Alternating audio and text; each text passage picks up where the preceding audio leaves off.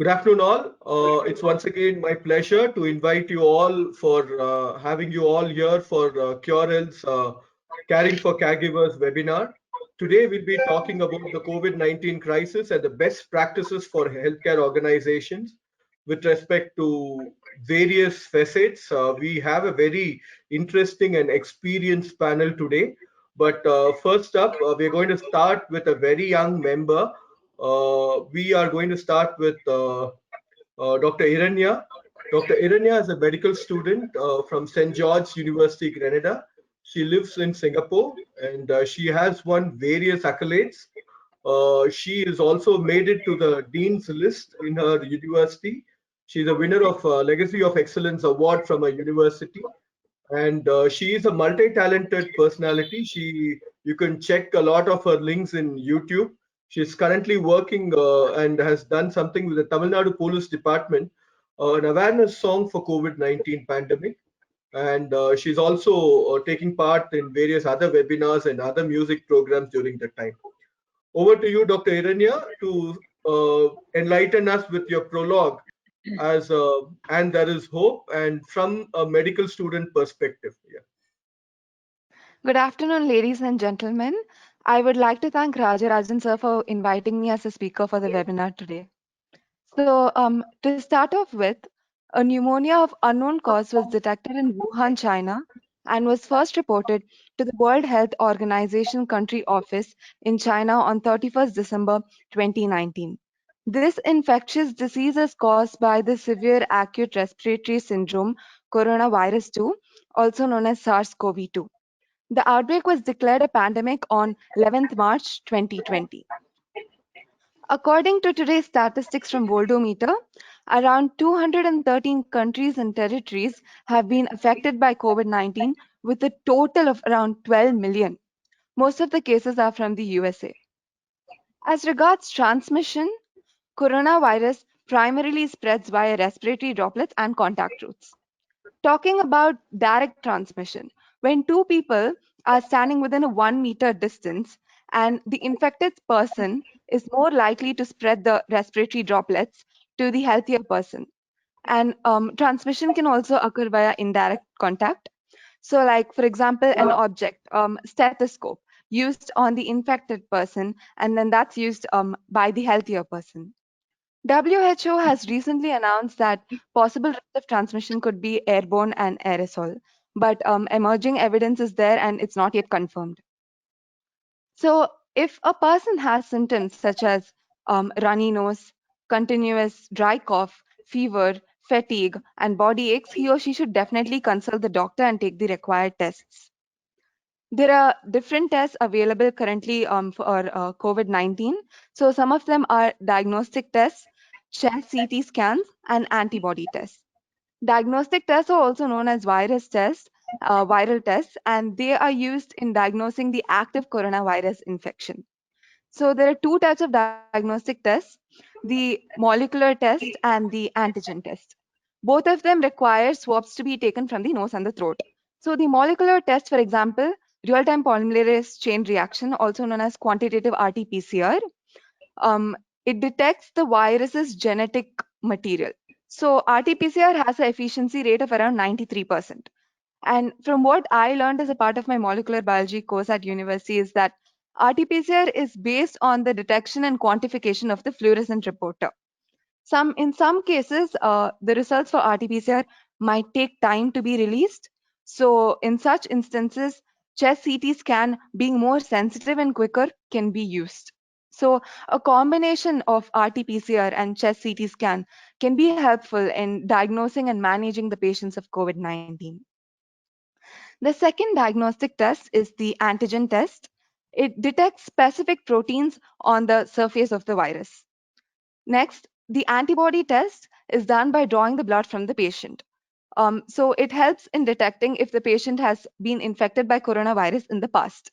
When a person is infected by a specific virus, the body's immune system basically produces antibodies in order to fight off the infection.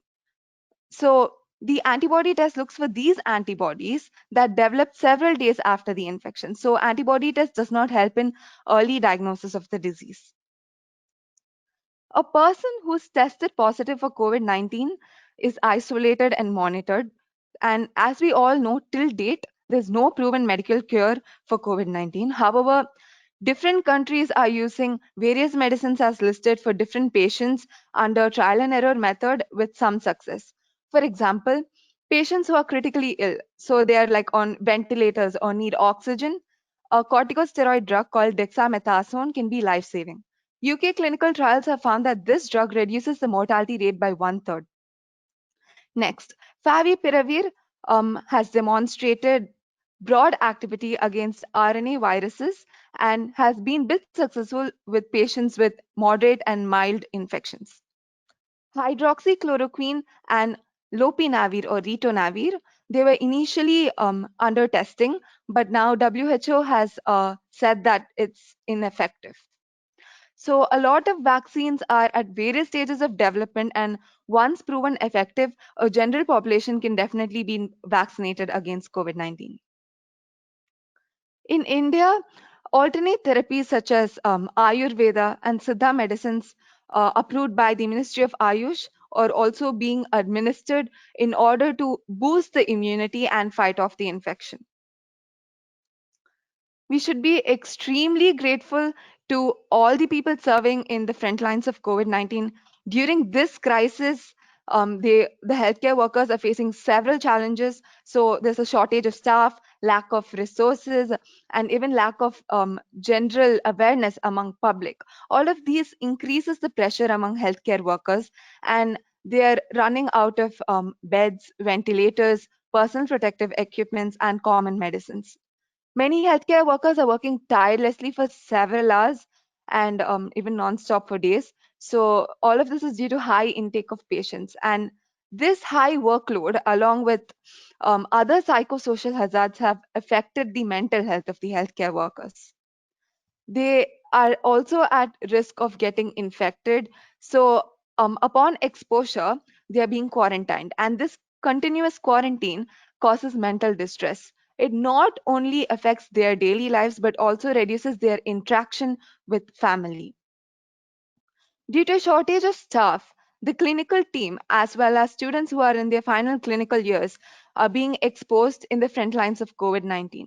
In my opinion, when COVID-19 started spreading, I think asking students to assist in the healthcare team could increase the risk. But now that the healthcare workers have a better understanding of the virus and the disease, I'm sure that if any need arises under proper guidance, asking students to assist would be appropriate. So, despite several challenges that I'd mentioned, the healthcare workers have quickly adapted to the changing medical situation, and they are trying their best to provide patient centered care. Healthcare workers should definitely be given all the support and care that is needed. So, next, these are few of the countries that have escaped the clutches of coronavirus. To conclude with, I would like to say that human civilization has gone through several pandemics and epidemics, like to name a few, cholera, meningitis, influenza, and smallpox, and several vaccines have been created successfully. So definitely with all of our collective experience and wisdom, I'm sure we all can succeed in prevailing COVID-19. Thank you so much. Yeah, thank you, Dr. Iranya. Very good insights. Just brushing us all of what has happened over the last 6, 7 months from December 2019. Uh, Up next, we will be starting to introduce our panelists, and we will get on with each of their introductions. I request all the panelists to, show up on the webcam. Okay. First up, we have Dr. Mahesh Joshi. He's a Chief Executive Officer of Apollo Home Care India. He's a very passionate clinical business leader with over 2 decades of experience handling various roles at the Apollo Hospitals Group. He served as a group head emergency medicine Apollo Hospitals for over a decade. And he's internationally recognized as a pioneer leader in establishing emergency medicine specialty in India. He's executive co-chairman Society of SEMI, Society for Emergency Medicine in India. is a founder trustee, Save Life Foundation, not-for-profit organization working in the field of road safety and road traffic accident. He has been awarded honorary fellowship of Royal College of Emergency Medicine uh, in the year 2010. He's also got the Lifetime Achievement Award by Society of Emergency Medicine of India. He's won the Kalakriti Award for Excellence, and he has also won the Pride of Telangana Award in the year 2019. Dr. Mahesh Joshi, it's a pleasure to have you. Over to your opening comments.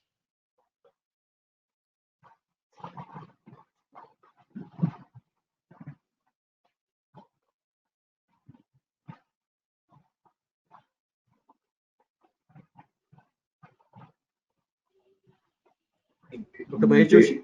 Yeah. Hello. Yeah, you can go ahead. Me to be a part of this event and for this introduction. Um, as we all know, this is an unprecedented thing, and none of us can claim to be authority on the subject that we are talking. We can only share a little bit of learning from the ground. It is still unfolding, and every day is a new challenge, new learning, and we are trying to learn and share our experiences so that other people don't have to go through the same journey.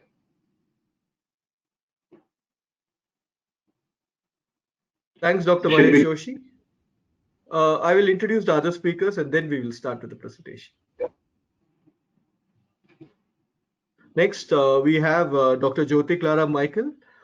She is currently the Director Nursing and Strategies and Planning for the Gleneagles Global Group and Continental Hospitals as part of Parkway Healthcare India. And she's also the Vice President for the Association of Nursing Executives India. She's an alumni of CMC Hospital Vellore. She has over 32 years of experience in the field, and she has both academia and clinical areas of experience.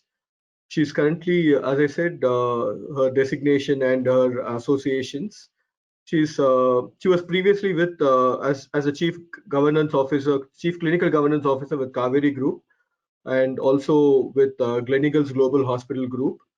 And also Assistant Dean for Clinical Affairs at Sultan Qaboos University, Muscat, Oman. She was also part of the National Advisory Board for Research Sultanate of Oman.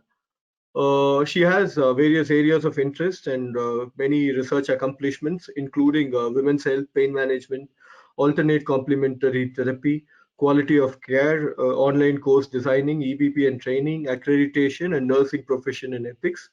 One of her books is like a textbook for nursing. I was part of the same organization when she came out with the book, and it's like a textbook for nursing, and many of the nurses have used that as a reference material even today. She has had various awards and honors, and she is. We are very happy to have you amidst us, madam. Over to you for your opening comments.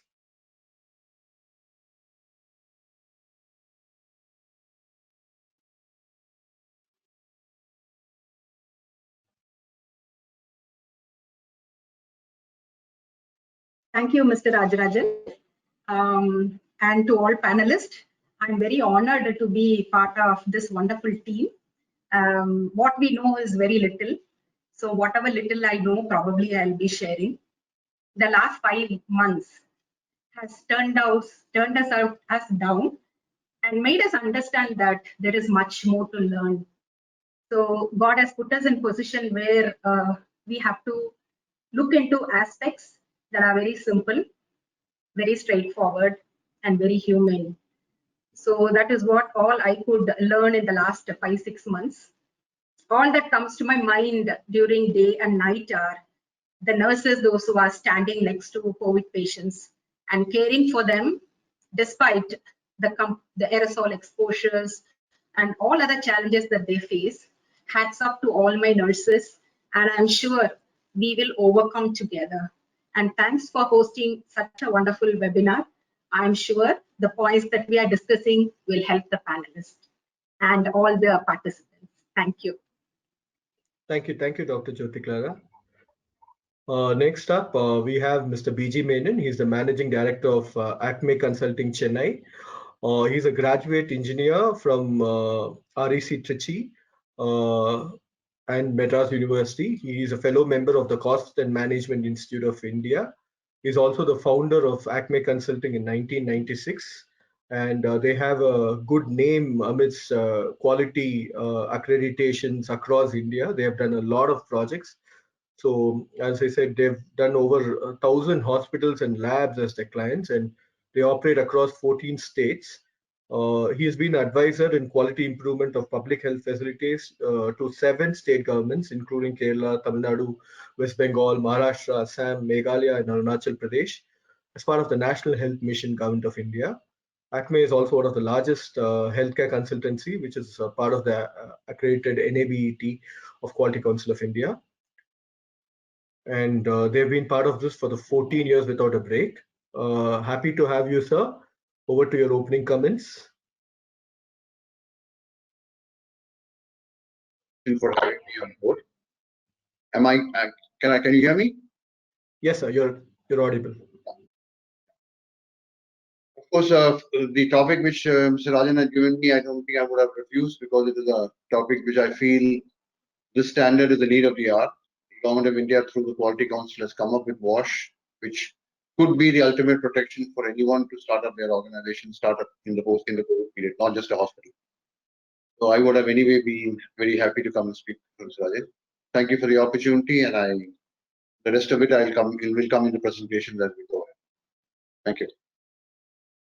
Thank you, sir. Over to the next speaker, we have Dr. Deepashri.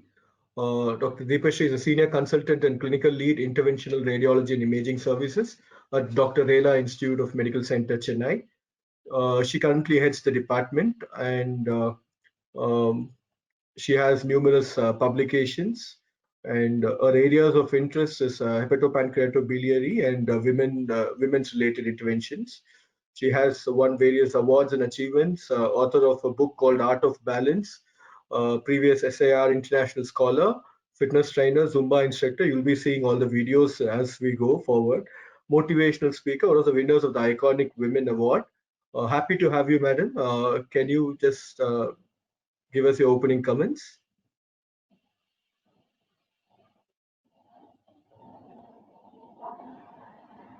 You have to unmute yourself, madam.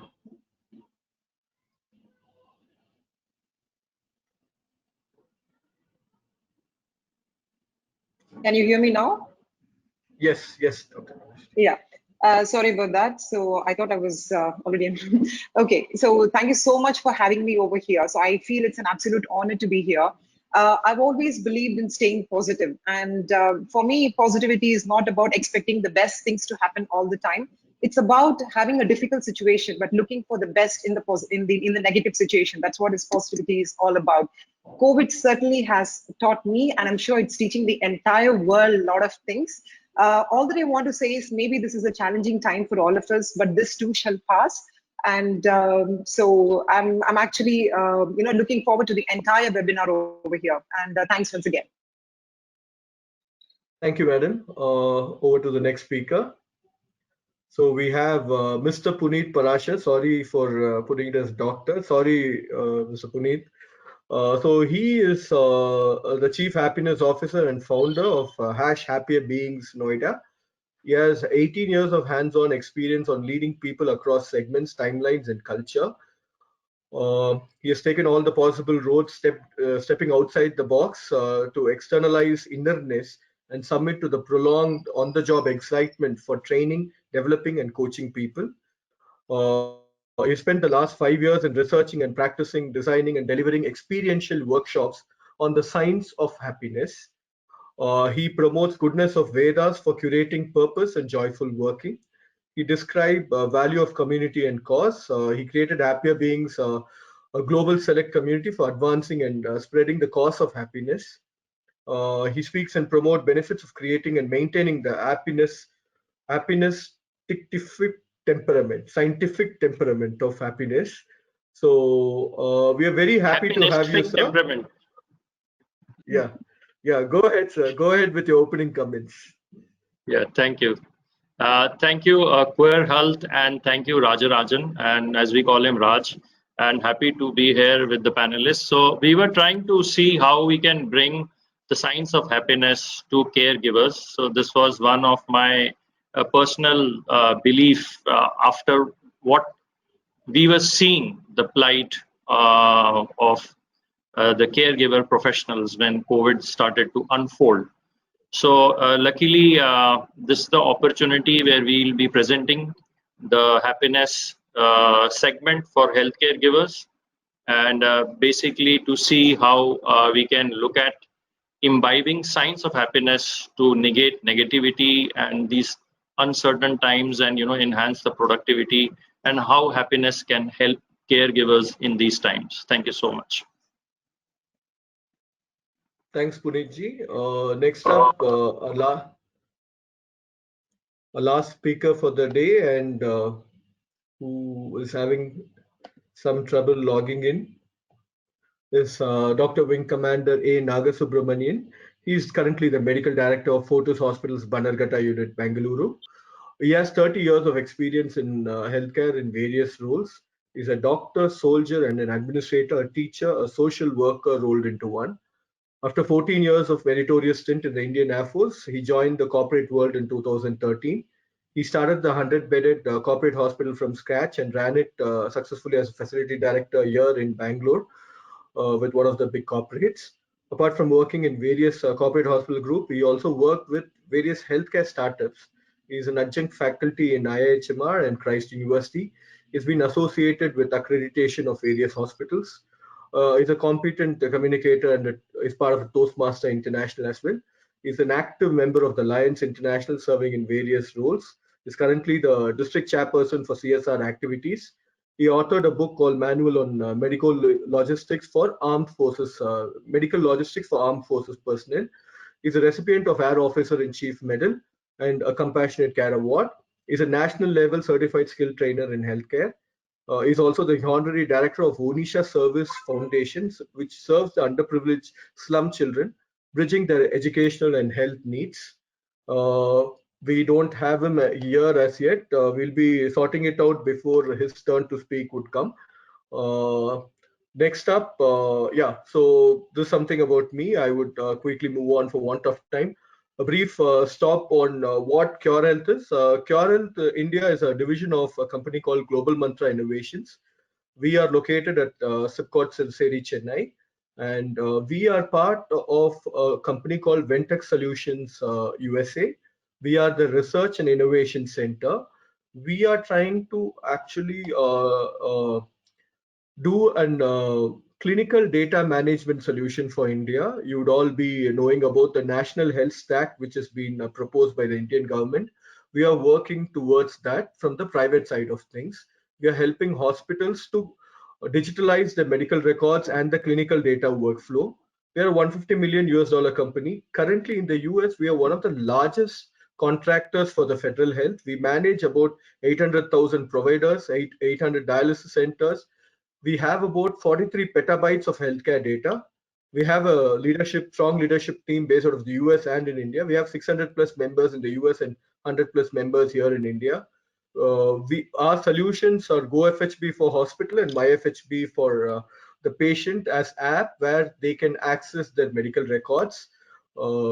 And we will be knowing more about it in the coming sessions. Over to you, Dr. Mahesh Joshi, for your session.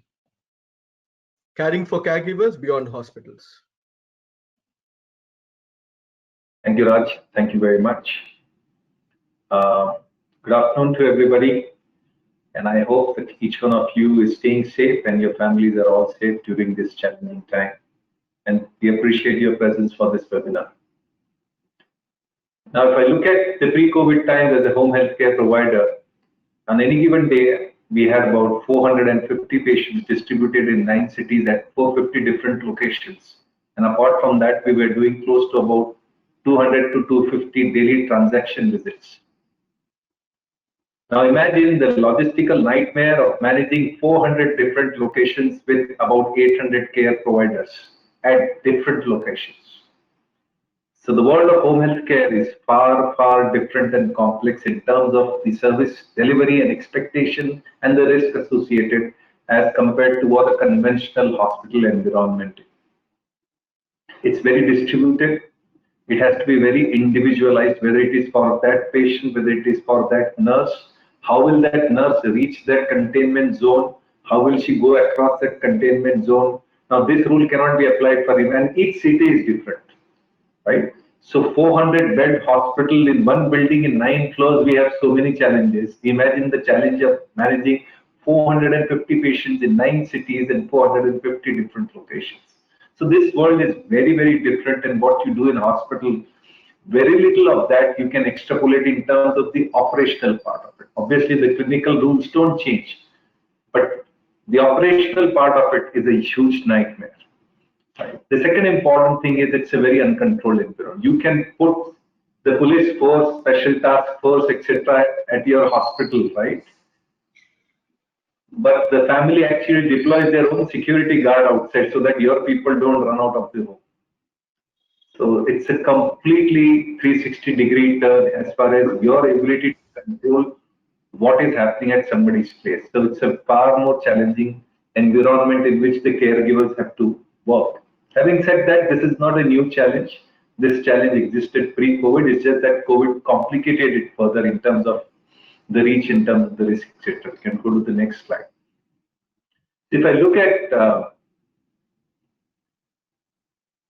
when COVID started, what were the caregiver concerns and what were the broad concerns of the employers, right? And the fundamental challenge begins here. From a caregiver, what we call as care provider, the first thing was insecurity of the job, because the business came down significantly as far as healthcare was concerned. Whether it was hospital admissions, whether it was OP visits, whether it is home care patients getting admitted, whether people seeking any consultation, that came down. So insecurity of jobs. Second was the pay cuts. Third is the risk of exposure and acquiring COVID at this point in time. And then the next one was, till 4 months ago, nobody even read a chapter about COVID. And suddenly you were expected to know everything about COVID as a healthcare provider. And then obviously their own anxieties and worries about their families, because most of these people are not staying in the same city, or they do not belong to same city. They have migrated from other smaller towns or from other states, and they are working into each of the geographies. On the employer side, if I look at it, the largest concern for the employer was,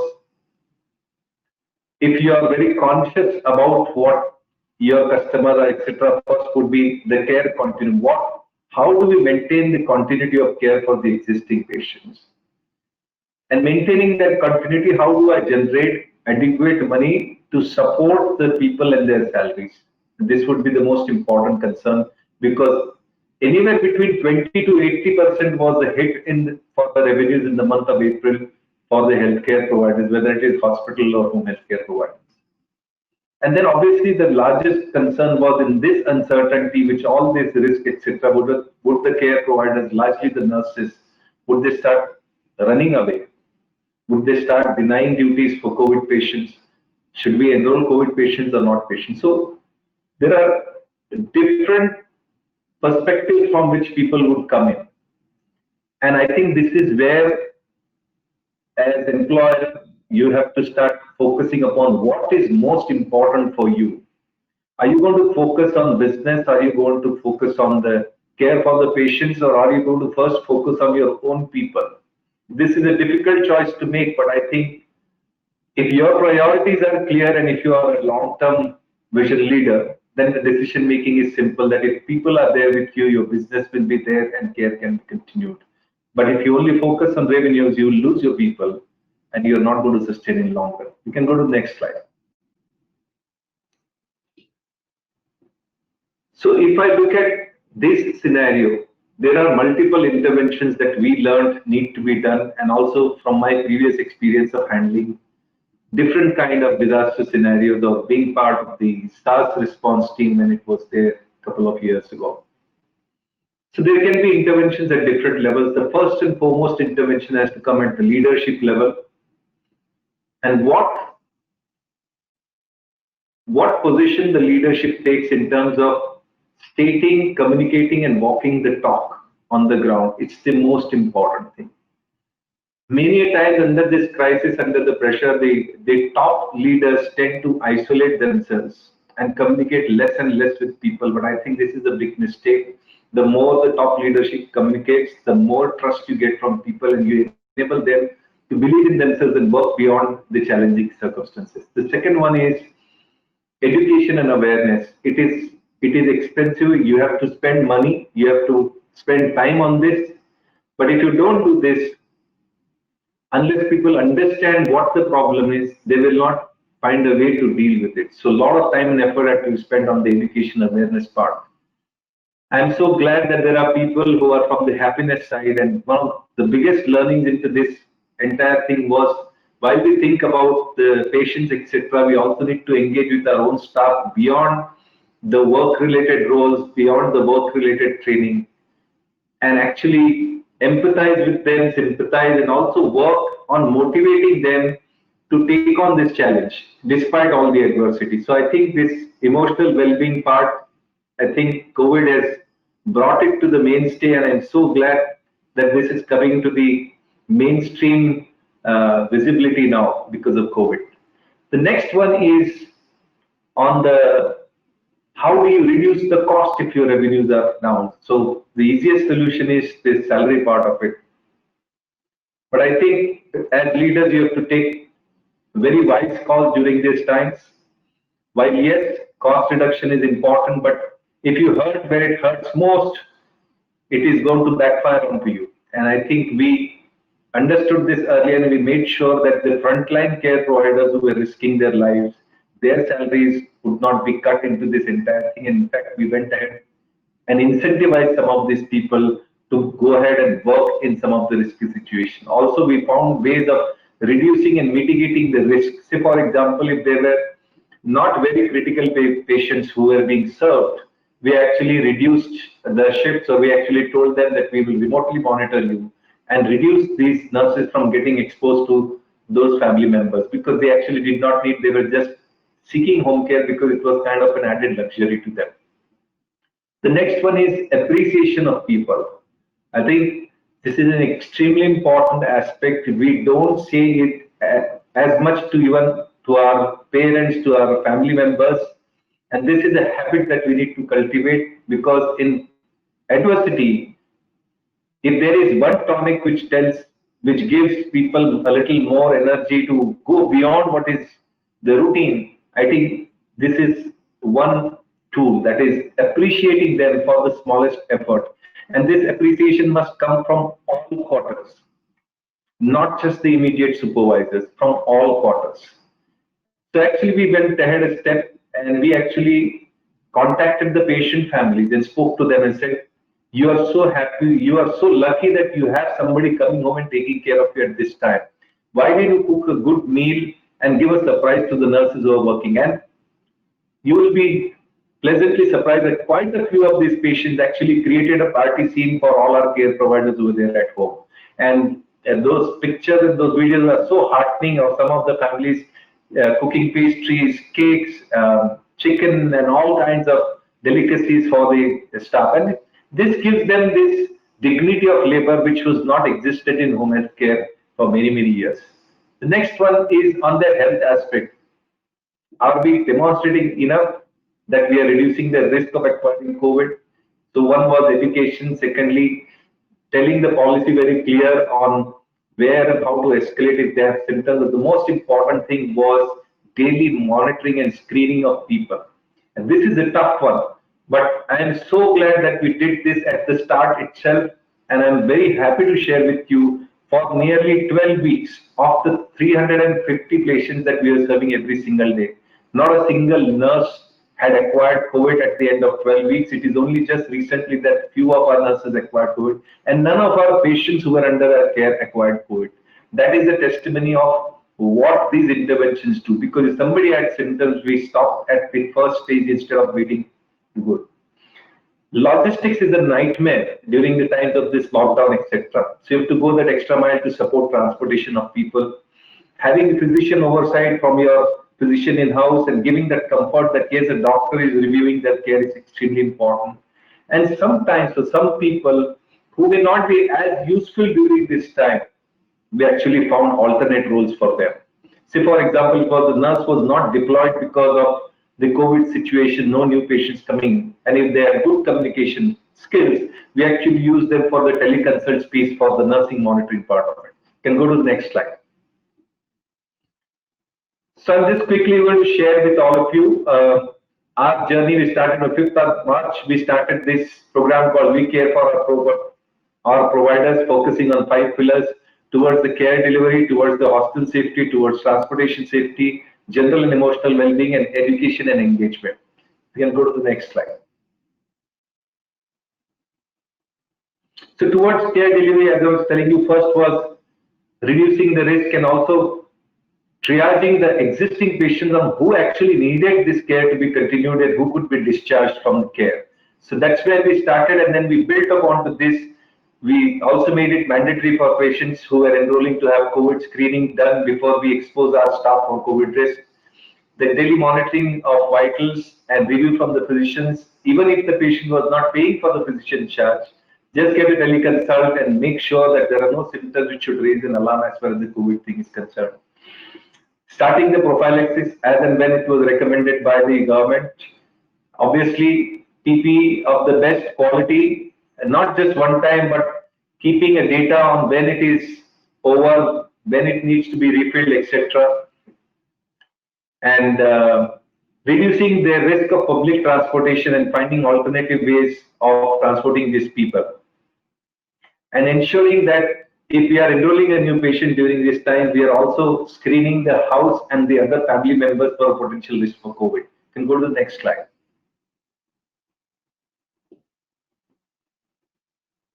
Towards hostel safety. Now, this was a challenge because you don't have just one hostel, right? In various geographies, you had hostels and you were part of a larger hostel.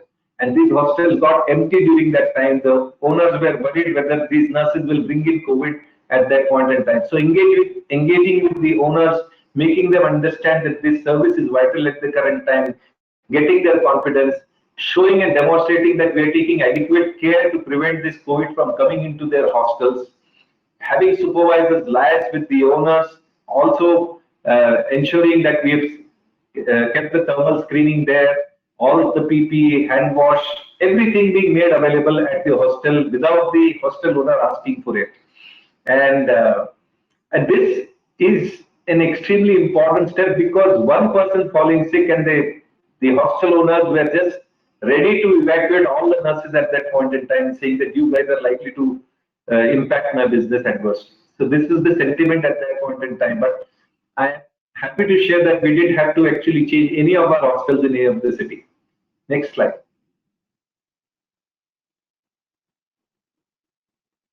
Transportation, huge challenge. So obviously, you motivate the others to support. So we actually created buddies within different departments. Because we are a healthcare company, it's relatively easy to get passes, etc. So we created buddies, and then we also talk to patients saying that it is your risk which is increasing when somebody is traveling in public transport. Why did you station the nurse at your place? So a lot of our shifts were converted into stay-at-home services for the care providers, which reduced the risk for the care provider as well as for the patient. And then some of them who needed to be transported, we avoided any kind of public transportation and supported with our own vehicles or some of the buddies that we had created from different departments. Go to the next slide.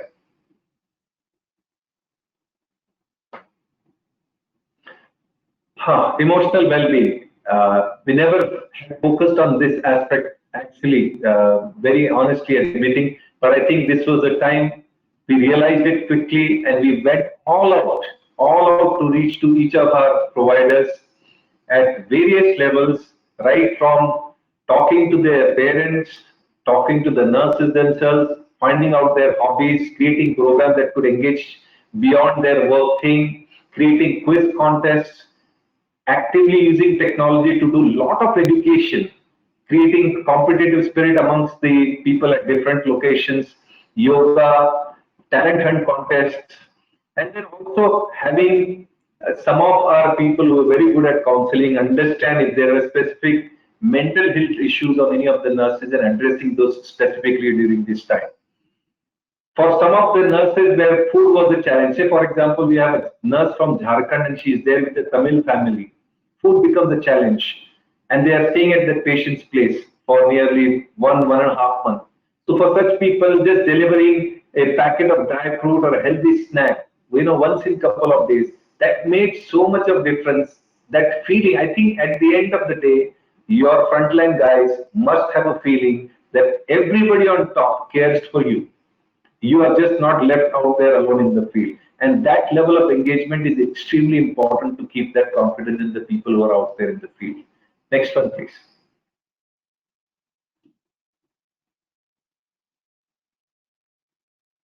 So I think this largely talks about most of the things that I've already mentioned in my previous slide. But appreciating, you just not do this, you have to follow through because this is not a one-time activity. This has to be ongoing and this has to reach a crescendo. You have to build on this every time. So the previous activity, the next activity has to be better than the previous one. So you have to continuously work on these elements. Also appreciate. So we found ways of appreciating people during these tough times, creating awards, giving them recognition, giving them visibility, both internally and also externally on some of our social media platforms, so that they feel proud of what they are doing during this difficult time. Next slide.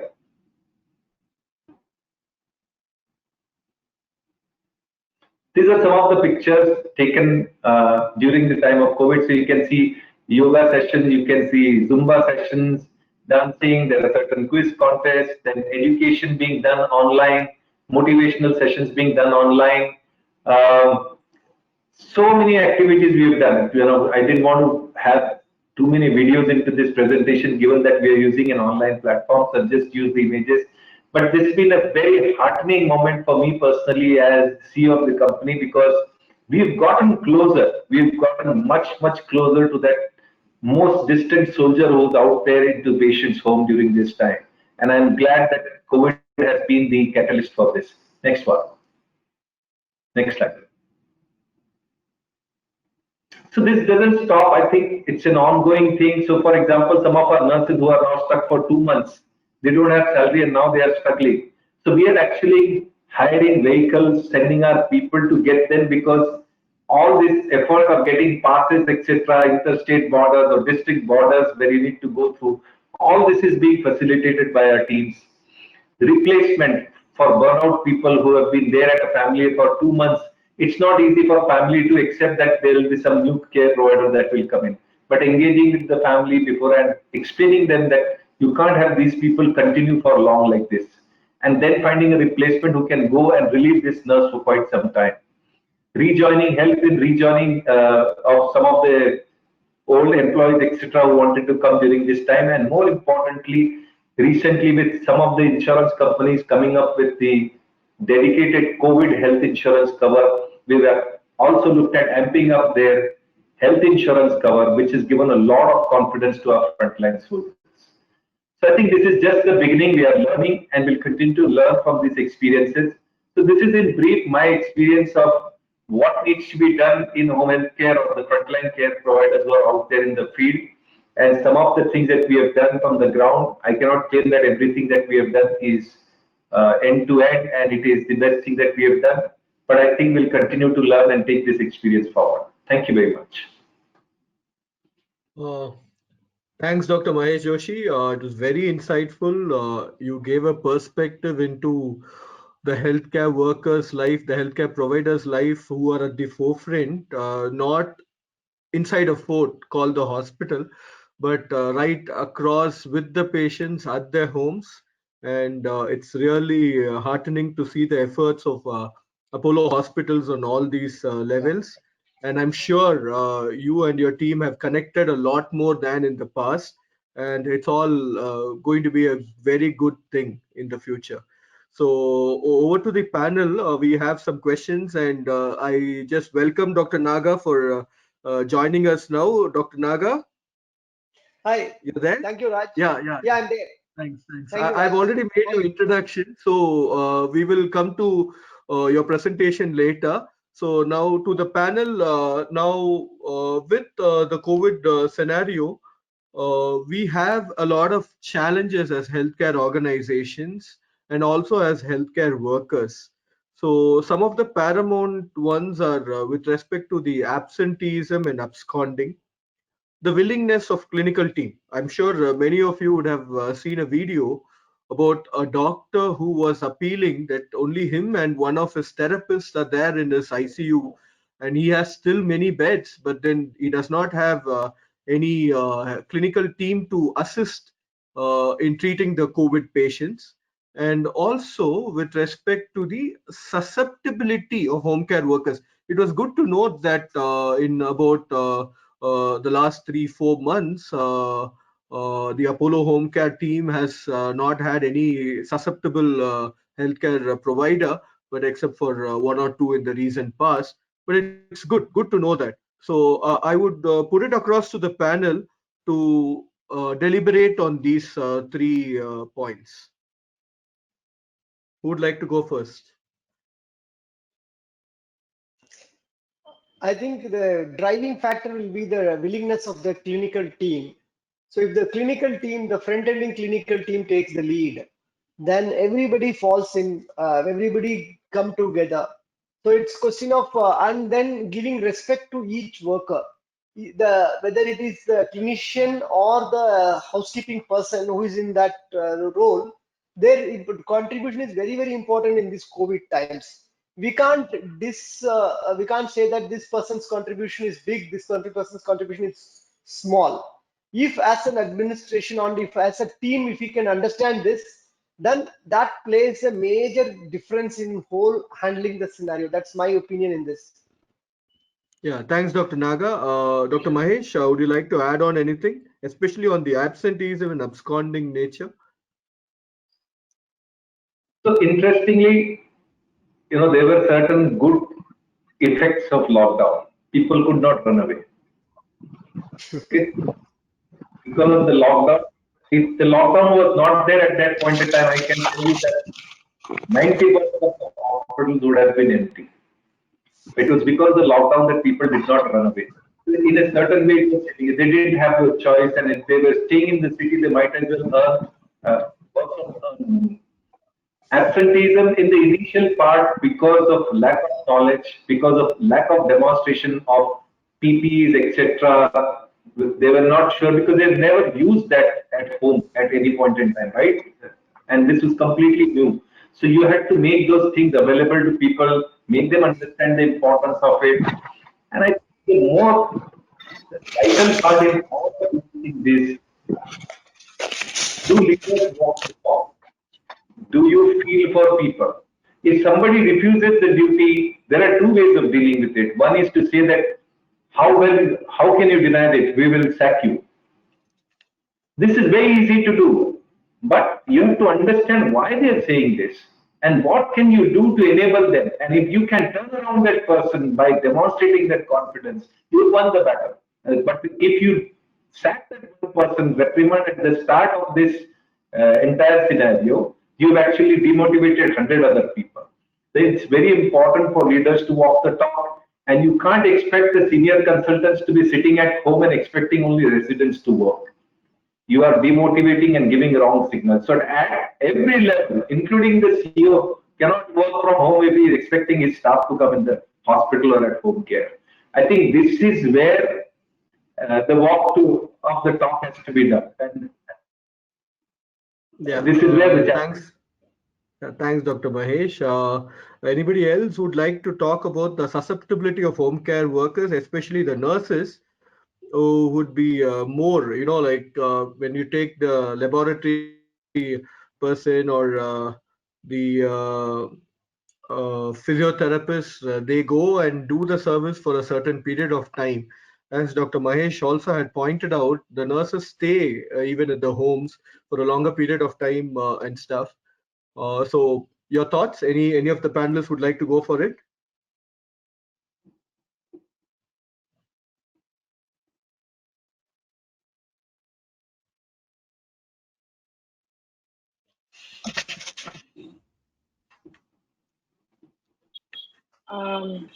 Can I say something about, not about the susceptibility of home care workers, but about the willingness of the clinical team?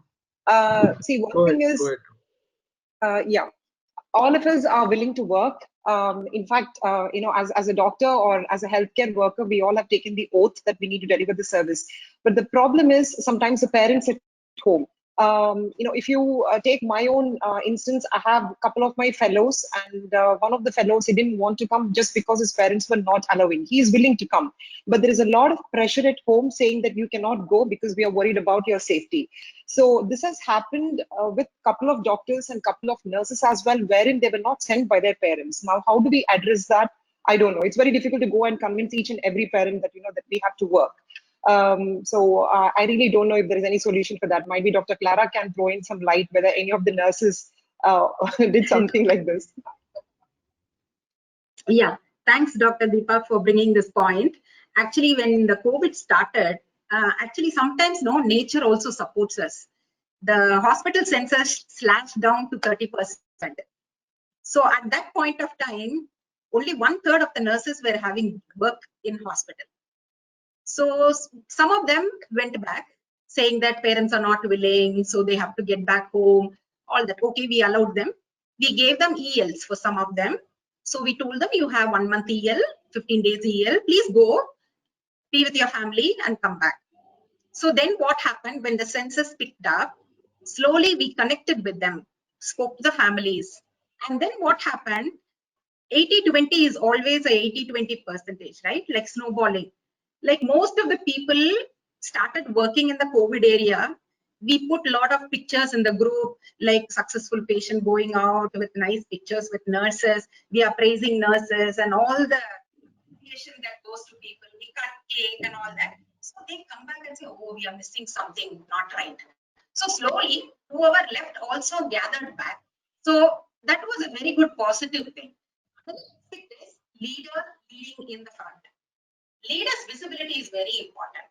One of my ANSs, the first day I remember, like when we had to set up an ICU, she stepped in, trying out the COVID dress, went into, and then she started putting in things in place.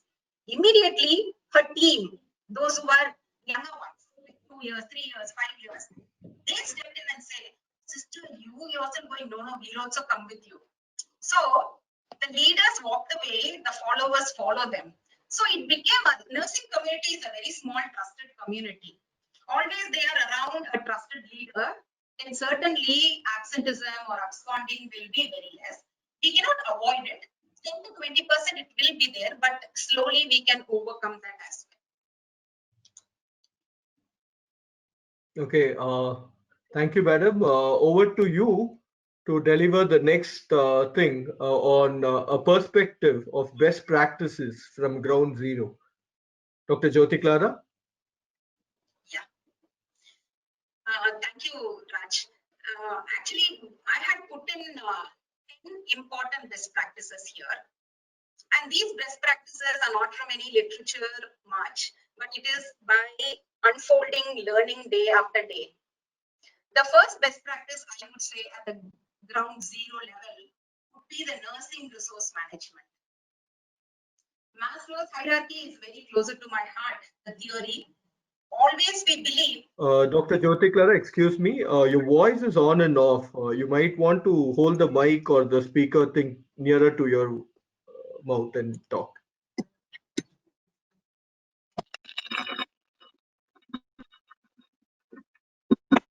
Audible now? Am I audible now? Yes? Okay. So first and foremost thing what we have to consider is the application of Maslow's hierarchy, the basic food, water, air and shelter. So this is where we focused. Our heart were there with there only. And we also told there should be flexible duty timing for nurses. We never asked the management, what is the shift we have to place the nurses in? We asked the nurses, what is the shift you would like to take care? So they themselves came forward, 6 hours, 8 hours. When we said 6 hours duty is the best for you and it's the best practice, because once you are on COVID, you will not be able to do your bio breaks. So it is important 6 hours. They said, ma'am, if we have to have 6 hours, then we are spending one extra set of charge for the patient, the PPEs. So we would go for 8 hours. So what did we do is we kept one set of PPE in spare. So we told them after 4 hours, feel free to break. And once you break, you can wear another set. If you feel you don't want to continue, you can always sign off for the day. So this was a flexibility that was a best practice we found, gaining confidence among the team, and they came forward. Involving leaders in the decision making. So right from admission of patient, acuity-based segregation of beds. So the nursing team were involved along with the clinicians. So that had also helped us. And optimizing usage of PPE in the COVID unit was in the hands of HIC nurses and the link team of the HIC. So very beautifully, they had managed optimizing the use of PPE. I would say that each patient, we would charge 3 PPE set per day, which is the best optimization the nursing team were able to make it with the help of the HIC team. And the ratio when it comes, again, it is a flexibility. 1:1 in ICU or 1:2, maximum 1:3 in ICU. And in the ward, up to 1:10, we were able to give patients for the reason, depending on the acuity based. When a patient does only need a timely medication and the vital signs, 10 patients can be taken care by one nurse. So this is another best practice. We also had something called as hazard allowance. Hazard allowance motivated nurses, and that also complemented. Nutrition and immunity boost. I should thank the management because this was actually giving a lot of boosting, and it was a best practice for us to attract nurses to come for work as well. Like vitamin C, B complex and zinc supplements, Betadine gargles before and after shift during the breaks, protein vitamin rich diet and hydration, egg milk pulses and kashaya. These were some of the things nurses really enjoyed. Next slide. Next slide, please. The next best practice I would like to share here is the buddy check and the accidental exposure. Who is a buddy? Buddy is a person who is senior enough to watch how the nurses and the doctors are wearing their PPE, donning and doffing. And during the shift, they also connect and see how the PPEs are. Are they in position? Is there any accidental tearing of gloves or anywhere there is a disturbance? So in that case, these buddies will come forward and they will see that, they will support and see that the accidental exposure are attended to and the staffs are ensured to be safe. Next best practice. Next slide, please. Yeah, this is a very, very interesting power break best practice. Actually, this attracted many of our nurses. So initially we were thinking, okay, they are in COVID suit and they are with N95 mask. How are we supposed to hydrate them? Because the suit is very exhaustive when they use that, and they start sometimes feeling suffocated as well. Their nutritional fluid and hydration requirement goes very high for them. So in this case, what we did was every break of the shift, every 4th hourly or after 3.5 hours, we will be giving them a power drink, a juice and something to munch. It could be as simple as, so it could be a groundnut toffee, and it could be, the other day I got a message from my nurses saying that today we got soup, it was very delicious. So some nutritive thing that goes into them, we also taught them in the training how to hold the mask during the shift and how to power break between the shifts. So this is how they power break. They step aside, they remove the first gloves, they use the hand sanitizer, the things are provided to them, they just sip it in and then they will come back to care for the patient. Next slide, please.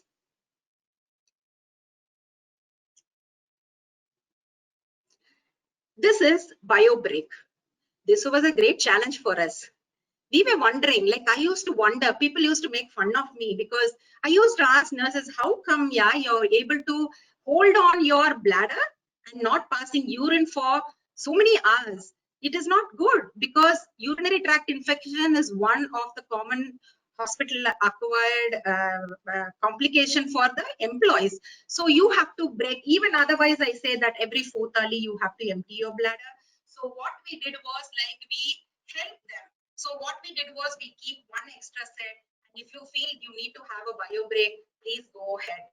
And I should thank the management also to provide additional PPEs for them to bio break. So during bio break, we also teach them how to don off, how to go for a bio break, and how to return for work.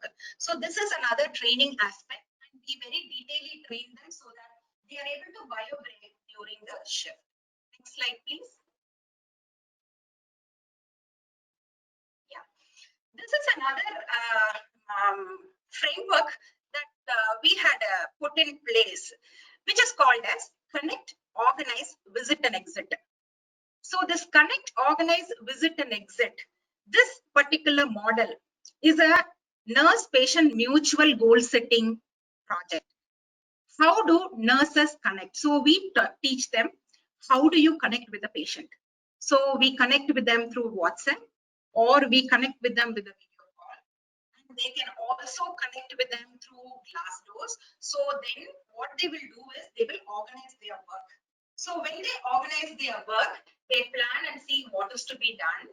And then they put everything together, visit the patient, greet, smile, and perform all the care that is to be provided for the patient. And before they could exit, they plan for the next visit. So the patients are able to understand that it is important for them to get engaged, and they also contribute and tell, okay, these are some of the things that I would require. So then there is a mutual goal setting, and they are also oriented about the call bell, and then the nurses are also able to have a watch on the patient from distance. Next slide, please.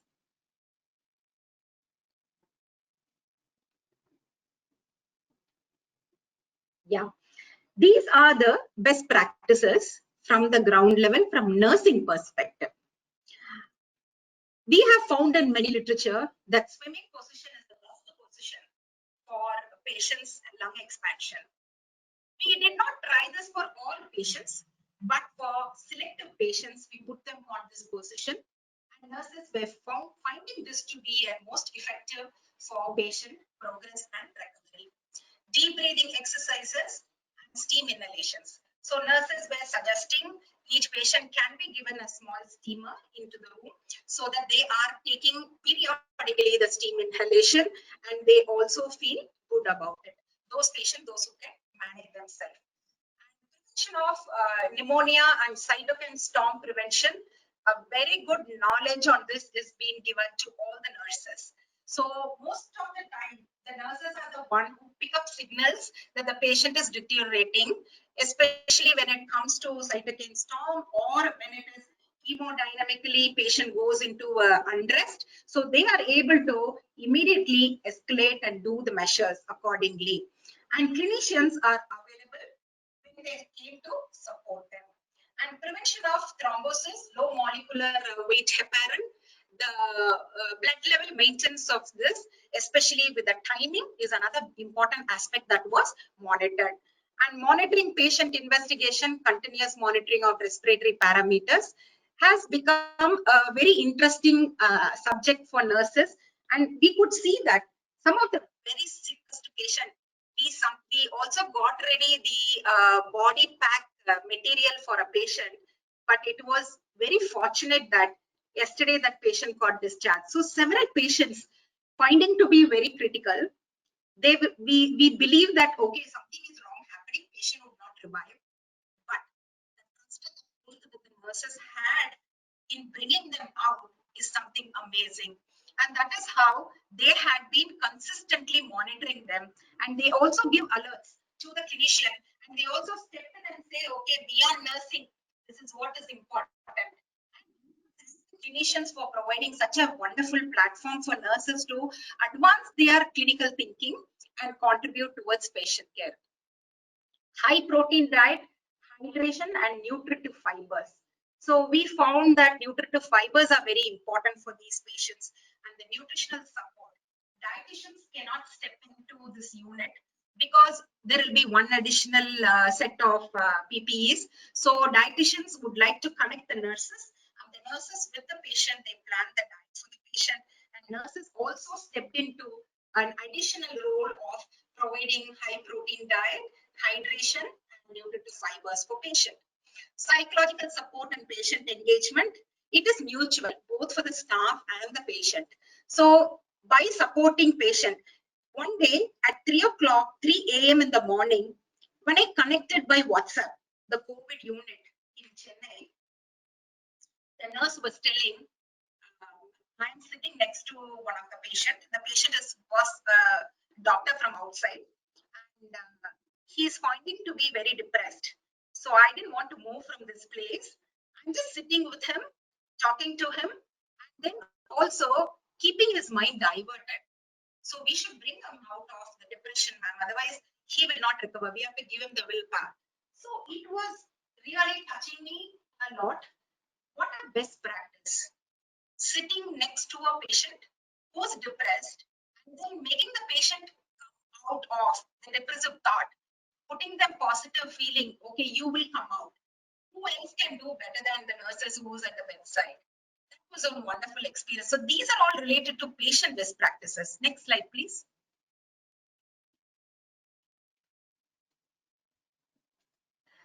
So this is a perspective related to the emergency management anticipatory preparedness. Nurses in the COVID area, we normally select the nurses at the level 3 competency level. The nurses who are knowledgeable and privileged to take care of patients in the COVID area. And we don't put a nurse who's not having the knowledge information.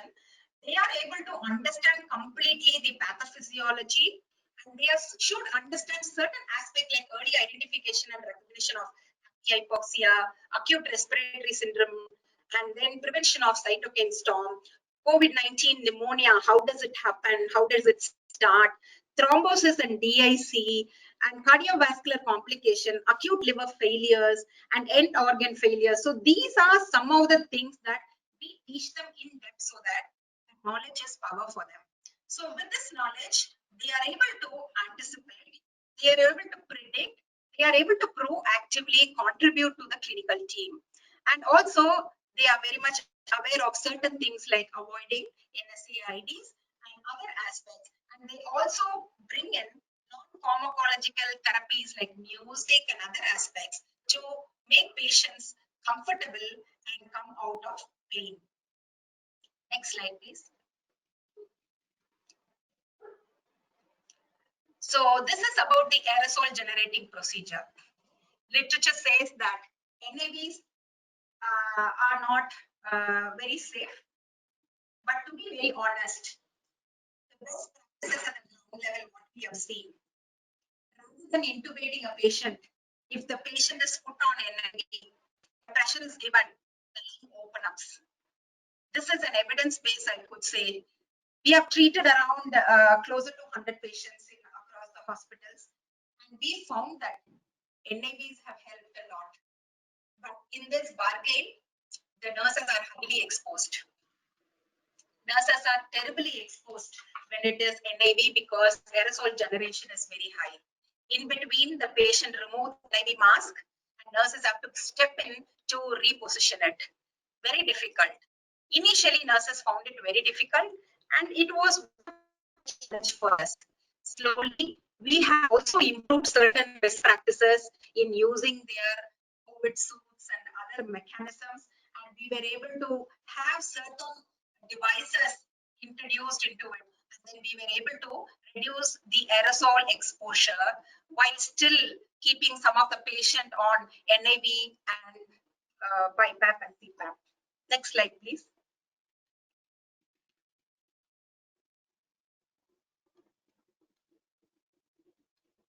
Next slide.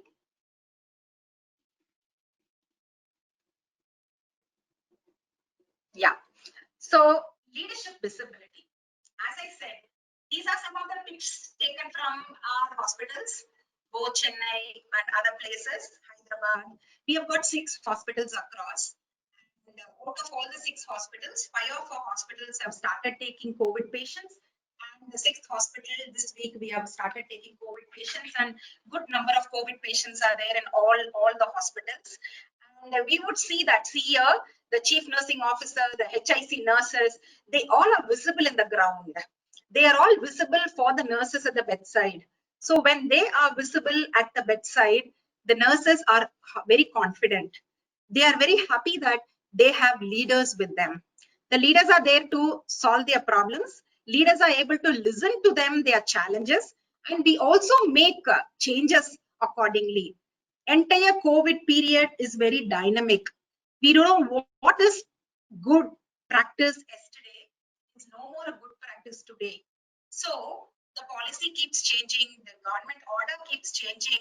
So many new things come from WHO, CDC, everywhere. So all these have to be rightly communicated to the team. So nursing leaders, by their knowledge and competency, are very much visible for the nurses. Even one day, if a nursing leader takes leave, it makes a difference. So the nursing leaders, hats off to all the nursing leaders, they were in the front, and all the initiative team, the nurse educators went on wheels to educate them. So the entire aerosol procedures, they took on wheel to the bedside to teach them. The donning and doffing, we had a connection, like the doffing area is connected to the CNO's lap desktop. So from her seat, she can see whether the doffing is done rightly, donning is done rightly. So these are some of the leadership visibility that has helped us to make the best practices at the bedside. Next slide, please. I think we are coming to almost the last slide. Patient engagement model, connecting through video counseling, high-touch care approaches, and ICU counseling, updating the patient condition by physician team on the daily basis, and telenursing home care. Very fascinating. The nurses around across IOD, that is India Operation Division and Parkway, 50 of them signed off for this. And I was really amazed to see the way they are doing telenursing assessment to patients at home. This is helping us to reduce the bed occupancy in the ward.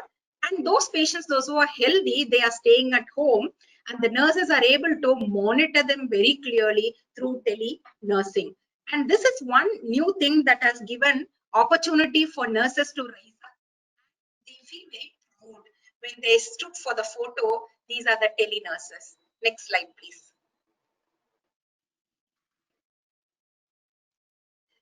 This is a telenursing. You could see one of the nurses just out here. And we have put in criteria, SOPs, what kind of patient should be there. All small details have been considered, how to go for it. So the nurses would assess every day for half an hour each patient, and doctors would step in. We have color coding like red, green, and amber. Green means after the telenursing, nurses mark green means patient is good to go for home care continuous, patient is safe. If it is amber, the nurse is having a doubt, she comes back to a doctor, or the doctor goes back to patient by connecting, and then to clarify. The red is immediately we have to activate ambulance, the patient has to be brought to hospital, or the medical team have to reach the place. So these are some of the very nice best practices by a module we have created through IT, and it is initiated, and this week is actually the launch, and I'm sure we will be having a very successful outcome on this. Next slide, please. I think there's a last slide. Yeah. So this is a very interesting slide, very closer to my heart. When the COVID struck all of us, first thing what I did was my eyes moved from patient to nurses. What all should be observed for in nurses? So every day we used to monitor all these areas, and we used to plot for each nurse. So this gave a very beautiful dashboard for us to say that how many nurses took care of the larger number. See, for example, a nurse who's continuously working for 5 days, 6 days, 7 days, she has to have a break. So this dashboard helped leaders like us to go over and see is there any wrong practices happening? Are the nurses taken care well? Is there any exposure, anything that management has to step in and support? So these are some of the things this dashboard helped us to understand. This also helped us to understand whether the nursing deployment is appropriate, whether the nurses are taken care, any early signs and symptoms that has occurred, any complication that has occurred among the nurses. All these were closely monitored, and this dashboard really helped us a lot to monitor the nurses. And when nurses see they are being monitored on this, they also got a confidence that they are being cared. So these are some of the best practices. Next slide, please. These are some of the best practices at ground zero that we have put in place. And I'm sure some of the things are already there in most of the hospitals, some are not. So as participants, if you find that any of the practices are good to take, probably you can take in and practice. If you're already doing that, probably I wish you all the best. All that I would like to tell you is nurses are very daring at the time of COVID. They are stepping forward with no fear. And I'm sure because of nursing, most of the patients are getting well and going home. Thanks to all nurses. Hats up to all nurses. Thank you. Yeah, thank you. Thank you very much, Dr. Jyote Clara. It was a very, indeed, great insights, especially from the nursing point of view, who are right at the forefront. And it's very good to see the various standards of care that you have put together in your hospitals. We really appreciate the intent of the management as well. Thank you for this. And to the panel, so there has been a lot of murmurs with respect to quarantining of medical staff. So there has been recent murmurs also when you had seen the news that how many days of quarantining has to happen after a certain exposure level and stuff. So, and also what are the various motivational factors and detractors? We have seen a few, but if you can summarize as other members, and also what are the perks and benefits? See, some of the hospitals have recently come up with increasing the nursing salary, or if the nurse does their duty, they also get an allowance along with that. So what is going to be the long-term effect of all these? Over to the panel for answers. Who's going first?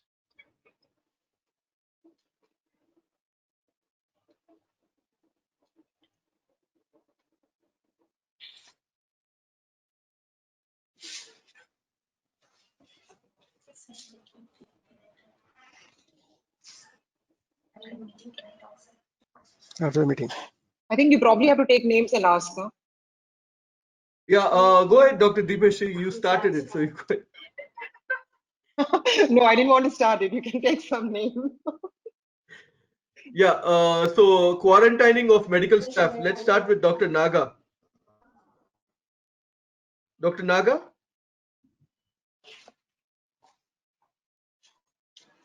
Unmute. Is there audio problem? Yeah, go Now ahead, it's Dr. clear. Naga.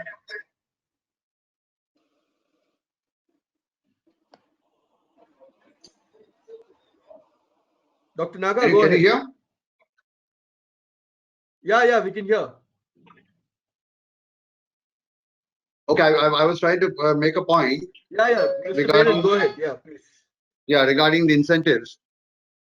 Before the incentives, there are, I mean, we come across a lot of hospitals over the last 3 months who are facing problems on staff demotivation and how to motivate them.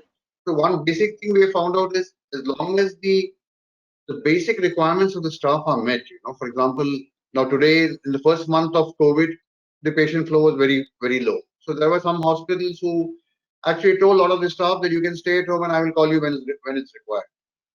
They didn't connect with them. A lot of months' salaries didn't get paid. Suddenly, when the patient flow or certain requirements came up in some department, when they called up the same staff, the staff were reluctant to come along.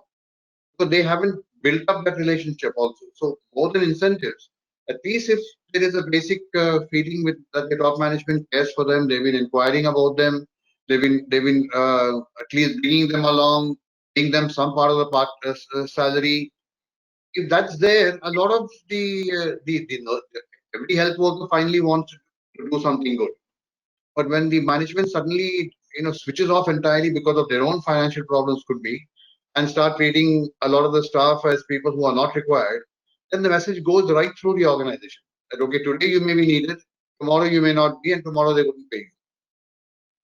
More than incentivizing, if they could at least make sure that they're treated fairly, all the staff see themselves as being treated fairly, a lot of the staff would land up for work and be called and do even exceptional work.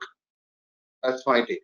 Yeah, agreed, Mr. Venan. It is unfortunate that some of the healthcare organizations had whittled salaries, and now when the demand is there, they're calling. So it has to be a fair practice. And another thing which was clearly brought out by both Dr. Mahesh Joshi and Dr. Jyoti Clara is that you need to have that connect with your team. So that is the biggest motivator and driver for the thing. Any other team member would like to panelists would like to deliberate on any of these points? I would like to say one point about the detractors. I mean, I know there are a lot of, it's. I think it's to do with the self-motivation more than somebody, motivating us during the COVID crisis. Because I would like to, work in a COVID ward, and maybe 10 years down the line, I would like to say, yes, I was a COVID warrior during that time, and probably explain it to my kids or whoever it is, saying that, yes, I was part of this and I took part in this. So it's kind of a self-motivation. But when it comes to detractors, I think one of the biggest detractors is this government putting this huge banners on the, on the apartments to the extent that, people treat us as untouchables. And this is the reason why some of the doctors have been asked to vacate the apartments, especially in a gated community like this, where I'm currently living. So we just get a notice from the entire, from the association saying that this particular person from so-and-so block is positive. I know we have to take our own precautions, but there is a way of treating somebody who is COVID positive. We are not untouchables. I think there is a lot of stigma around this, and there should be better ways of dealing with this, is what I personally feel. Yeah, I Thanks, fully agree with Dr. that. Deepen. Fully agree with that. Go Actually, ahead, Dr. Nagar. basically, yeah, basically the detractor is the social media. Social media is the biggest detractor. The type of rumors they create, the type of negativity they create in the mindset of the people, that is demotivating the healthcare workers to a larger extent. So I think that is one thing we all have to be aware, and we should, I don't know how to make public understand this, to not to succumb to the rumor mongering and create a negativity around the healthcare workers' life. Yeah, Yeah. thanks. Due to time paucity, we will just move on. I would like to call upon Mr. BG Menon to take us ahead with talking about the WASH scheme by QCI, the Workplace Assessment for Safety and Hygiene, and as well as some of the best international practices for healthcare workers or for the general public as such. Over to you, Mr. BG Menon.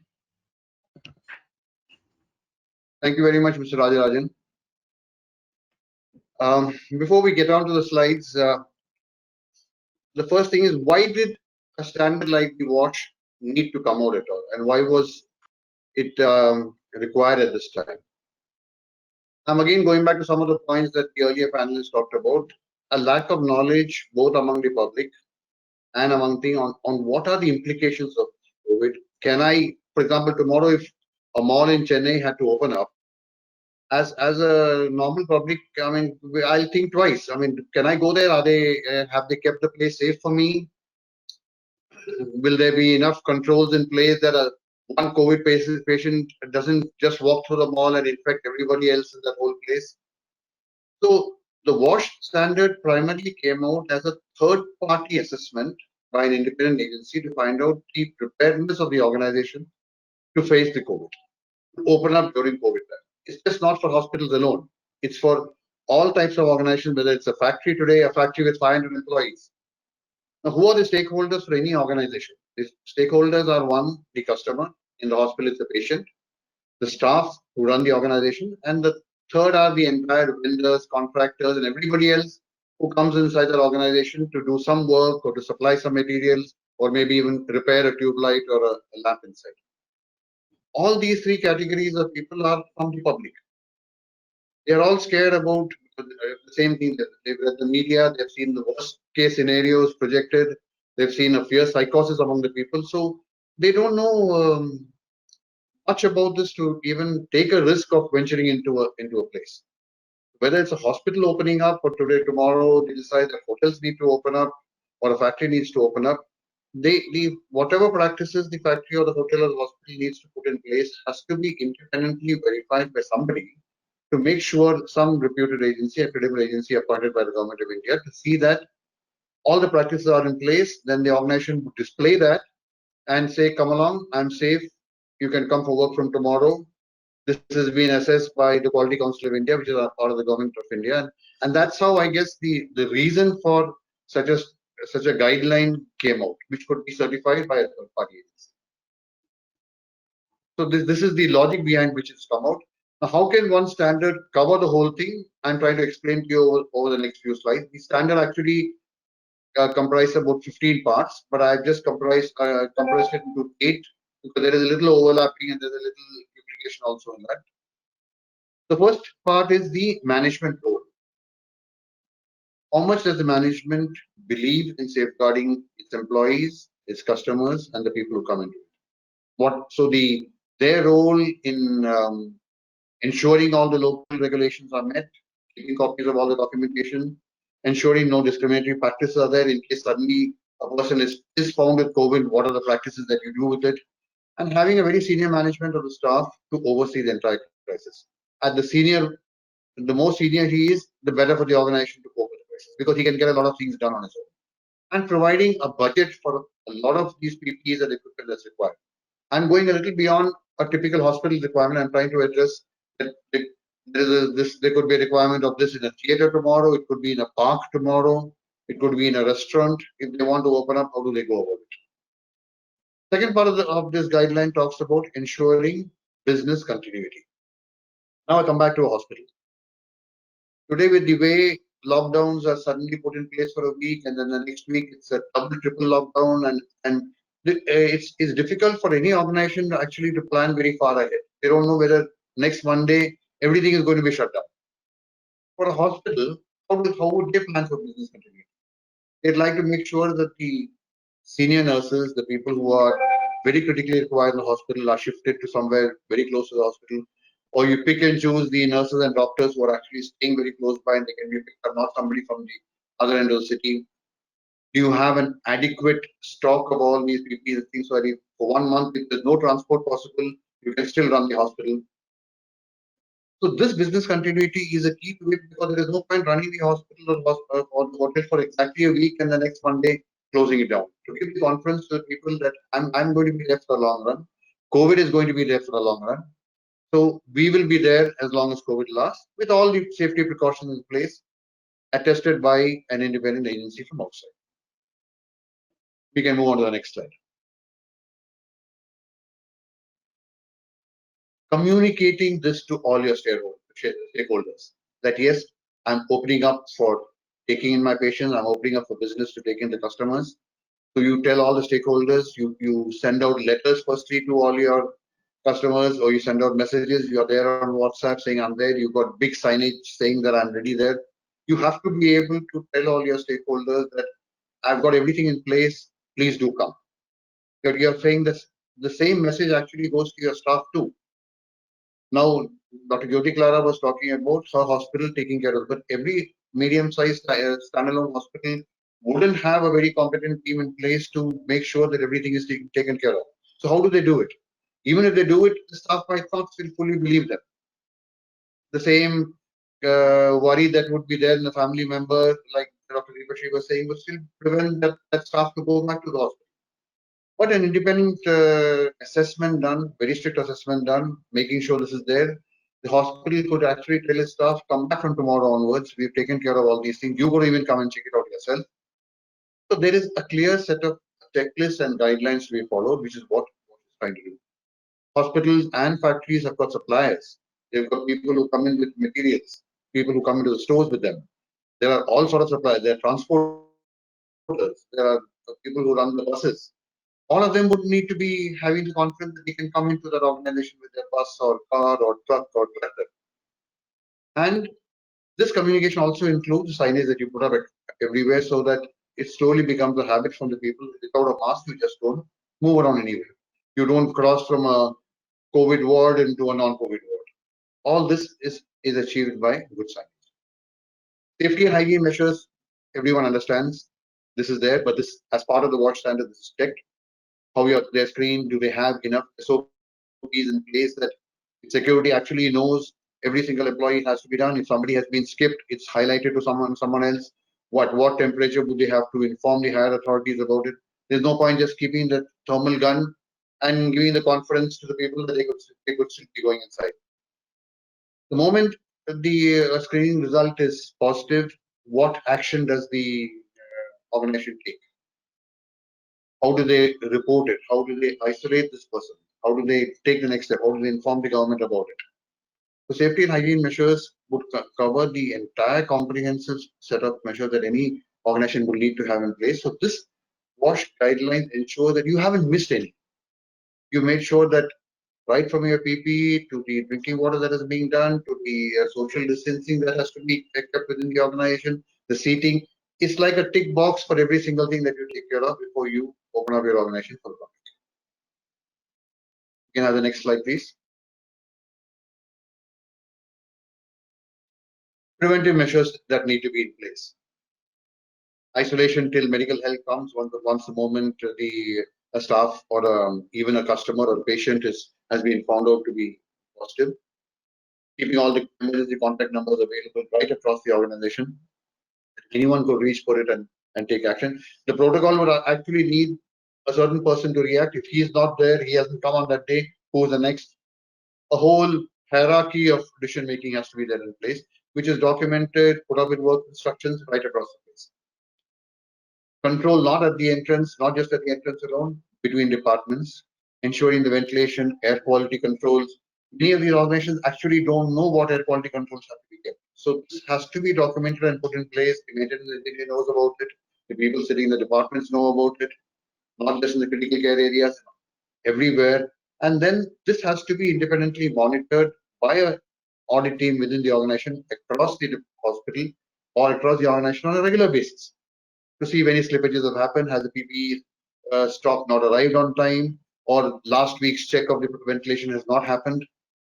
We put that into place because we are in, believe it or not, we are in here for a long haul. We better get all these practices in place, run it like a system if we have to have that confidence to keep the organization open forever. Training and awareness to all employees of this. For the seniors, it will be on how to monitor this implementation. For everybody else, on actually to play their role. The preventive measures that have to be taken, how they wear the PPE, they should also understand the objective behind it, why that is so important. There could be videos that would educate them on that. So slowly they start doing this on their own. You don't really need somebody to come behind them and do it. I'm again slipping to a factory type of situation where they are very unaware of all this. They only read it up in a paper or somewhere. So this awareness and training could even be by the nearest hospital or a staff who comes in from there and tells these people why these measures have to be. And for suppliers, right at the gate, come inside, sanitize yourself.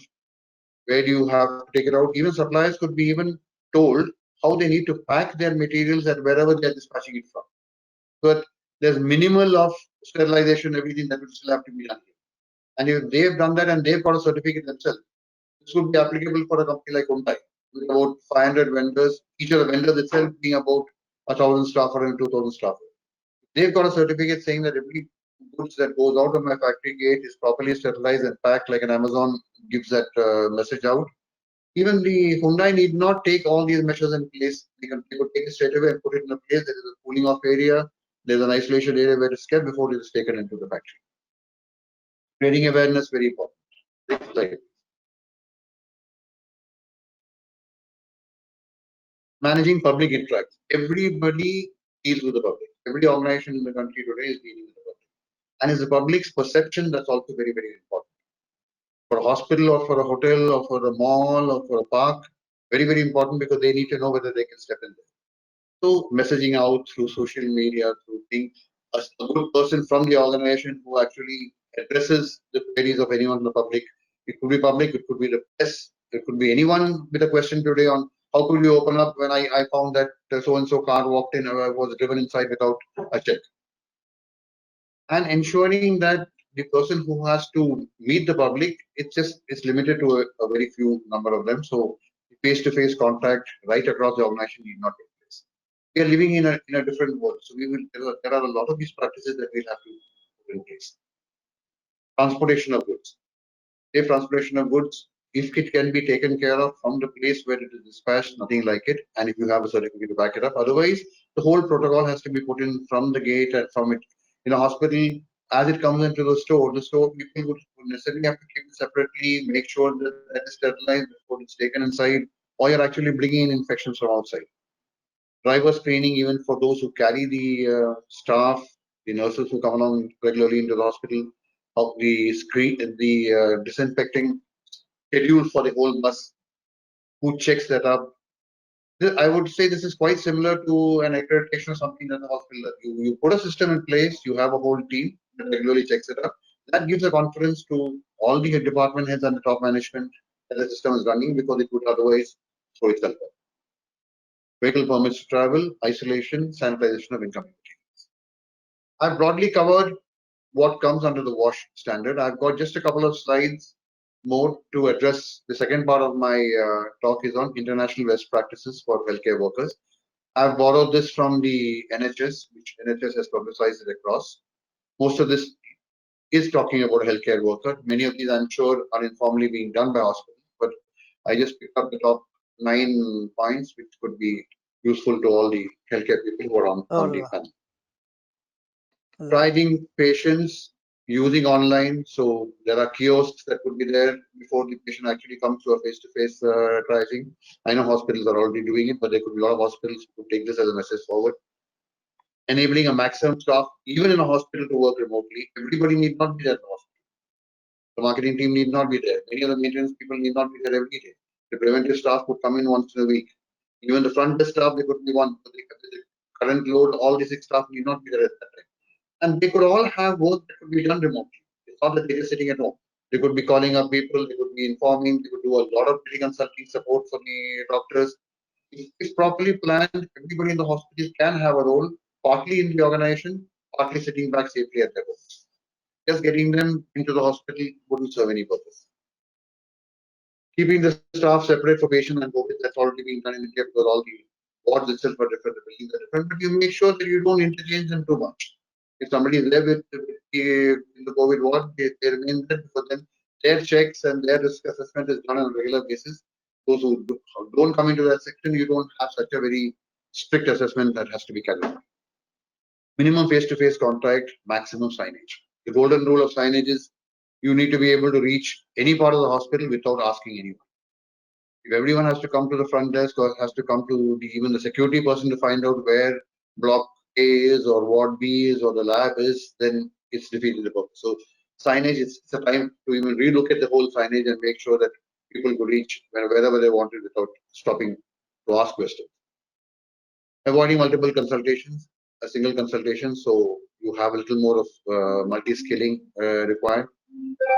Planning appointments to avoid to minimize waiting time and to maintain social distancing. So appointment booking would need to be strictly followed. Most hospitals do have appointment booking, but then patients come and have to wait. COVID is the time to actually micromanage that and make sure that they're there for about 5-10 minutes, because even the patients don't want to wait too long. If we tell them much in advance that to avoid waiting, if you come exactly at 10:45, at 11 we make sure the doctor sees you. We would need to practice this very well and reduce the time that they have to sit inside the hospital.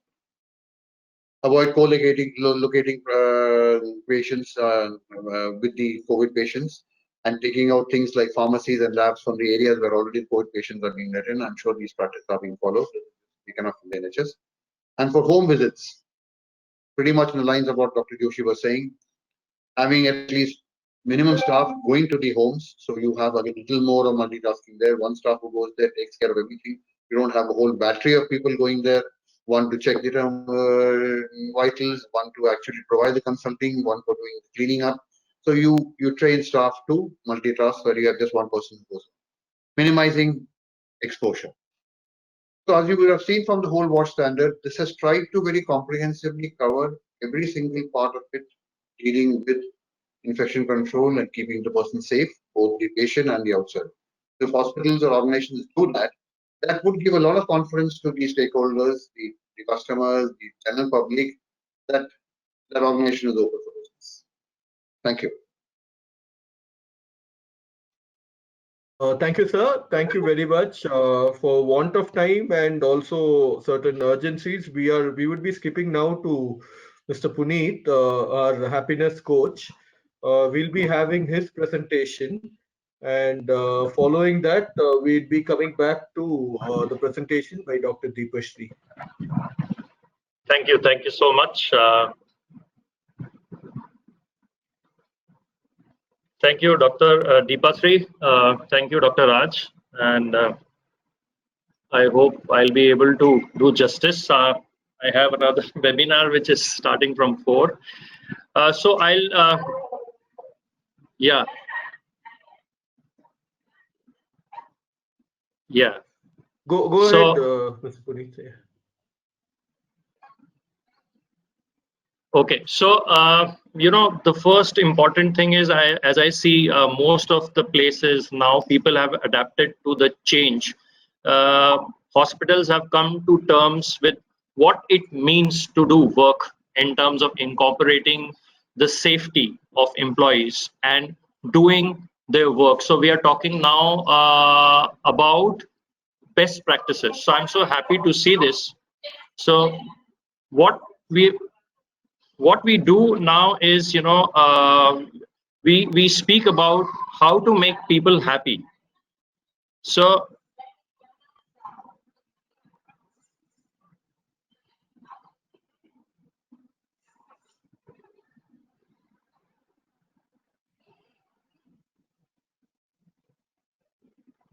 I'm sorry. So what is important is defining the happiness. Now, one must have a definition of happiness. Like you have vision statement, you have your mission statement. Hospitals must come out with a statement of happiness. Each employee should be spoken of. This is a great time to connect with employees. So communication is very important. Flexibility is very important. Technology is very important. So in that piece, beginning with communication involves touching with each and every employees of hospital staff. Doctors, nurses, leaders should be speaking to each and everyone in the hospital staff, understanding what makes them happy. And people who are on the other side, who are receiving this, they will be absolutely delighted when somebody coming up and asking them that what is making them happy. So all the staff should be covered and taken in this exercise, and then conjoint statement should be made which should suffice the values, the culture of hospital, and then make a common happiness statement. So the person is clear what makes him or her happy, they will be able to do their work with a sense of what is called as happinessific temperament. So you have in your mind, in your conscious and in your subconscious, how to attempt to work keeping that sense of happiness in yourself. So that's very important. One must have a definition of happiness. Now, talking about why happiness is important. So there is some data, which is very important. I'll just go through quickly with the data. There's one study done by Gallup which says that higher nurse engagement scores lead to lower patient mortality and complications. Higher nurse satisfaction resulted in an 87% decrease in infection rate over 2 years. And this is according to the data from National Database of Nursing Quality Indicators. Now, these are reputed organizations who have done studies. So what you say is, happy people, happy customers. So here we say happy doctors, happy nurses, happy patient, and so the recovery rate is higher.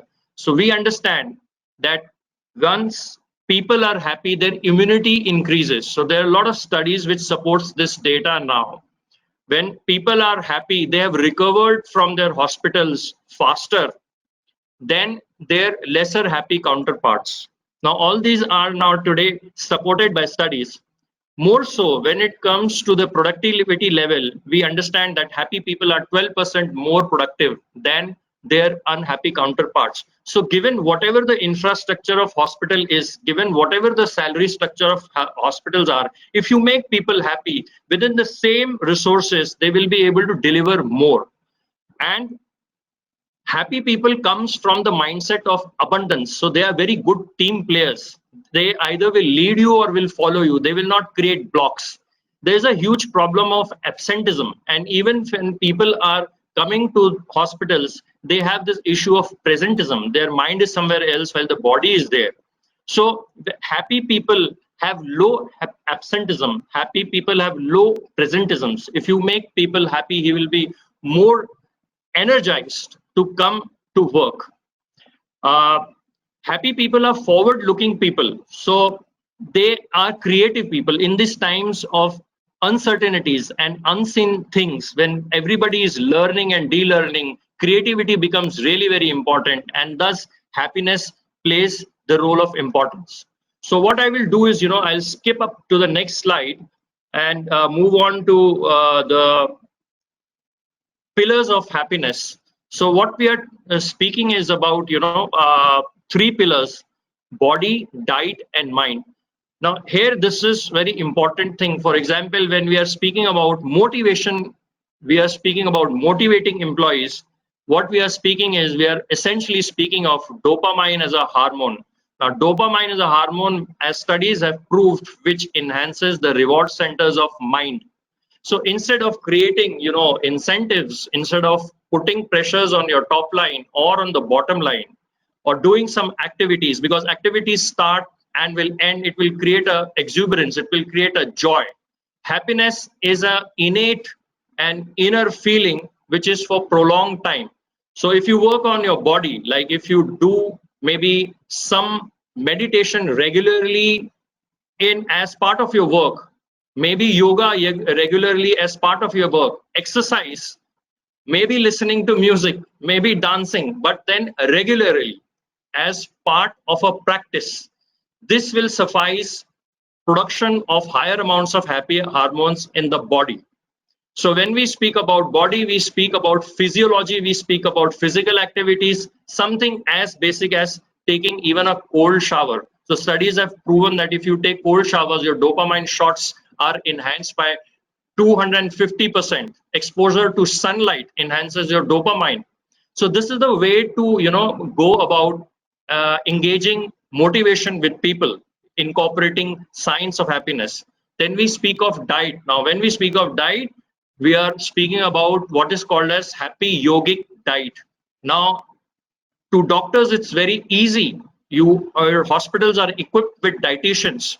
So can there be a diet which enhances dopamine? Yes, there are foods where studies are proving that intake of them in a balanced manner enhance your dopamine. So you speak about 4 happy hormones. Can diet support the production of those 4 happy hormones? Yes.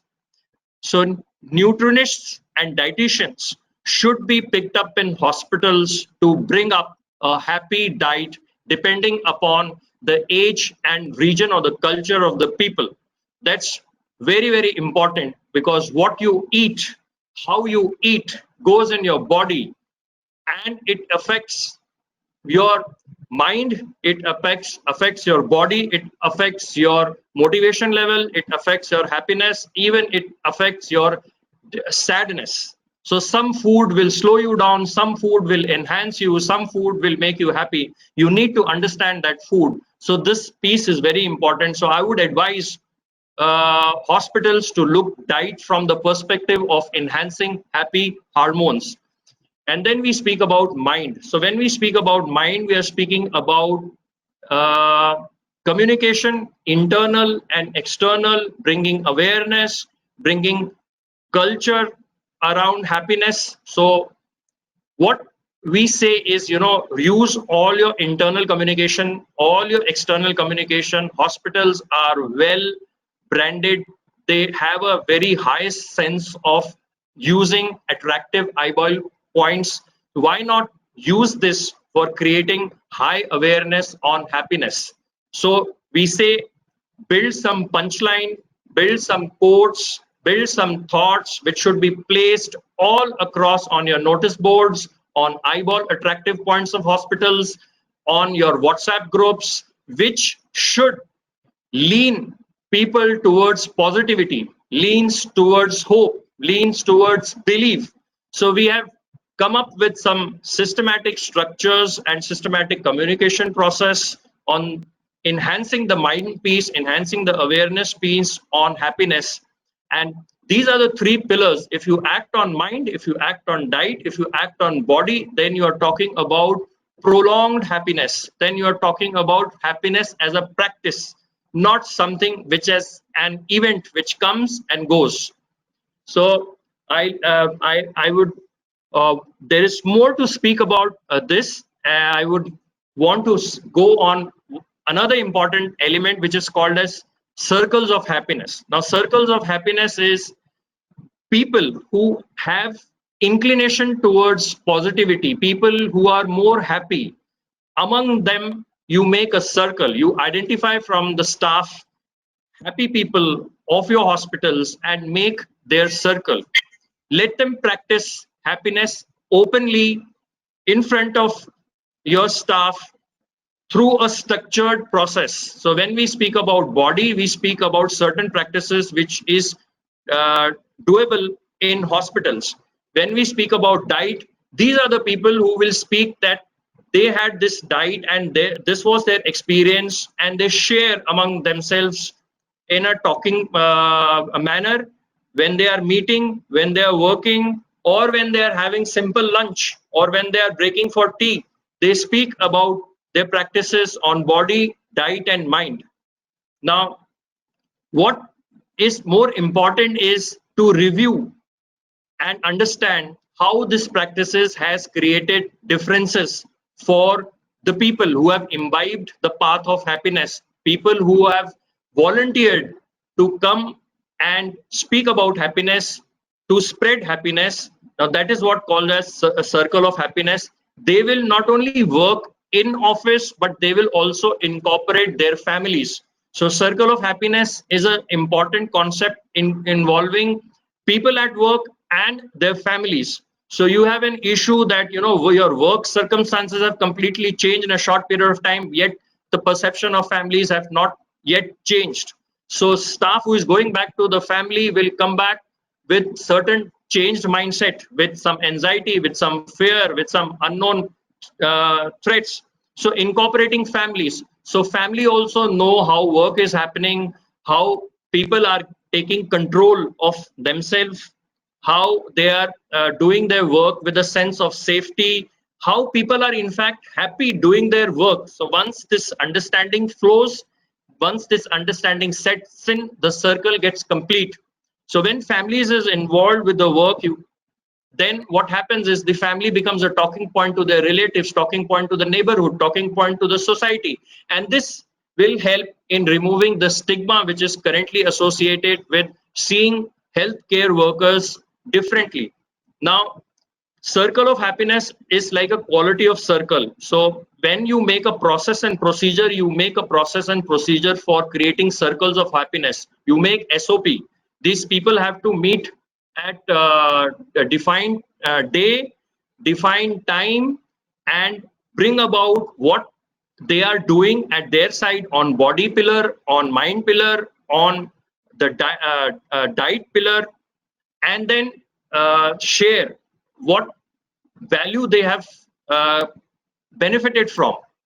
And this meeting will be documented. This meeting will be recorded, and this is how the circles of happiness will be able to bring an element of contagiousness. Happiness is contagious. So more people who would see there are certain group of people working in a structured manner for happiness, they will get influenced by looking at them. So this is the concept of circle of happiness. And I would want to leave at this point in time because my other webinar people are calling me, they're giving me phone calls. So I would want to see how we can contribute more in bringing up signs of happiness in more systematic manner with healthcare givers. So anyone who want to connect with us are welcome to connect on our hashtag happier beings. We are there on all the social media. Connect with us and we'll be happy to help you out. Thank you so much for giving time to me. Thanks, Mr. Puneet. I think your family is clapping for you. We are able to hear that. Thank you very much for being here. We are sorry that we have extended time, and we are grateful to Dr. Deepashri for allowing you to talk before her. So we are now going over to Dr. Deepashri's presentation. Thank you so much. Thank you so much. I'll take the leave now. Yeah. Thanks, Mr. Puneet.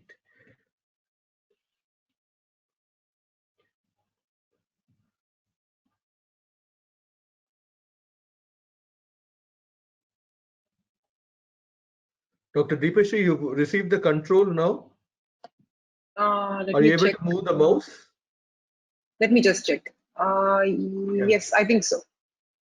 Yeah, okay. Perfect. Go ahead, please. Raj, okay, the audio is muted, is it? Raj? I just wanted to check. Can you hear the audio from the video? I can hear the audio. I'm able to hear the audio. Yeah. From the video. Yeah, I think it's muted here, is it? There we go. Still can't hear, right? No. No. Okay.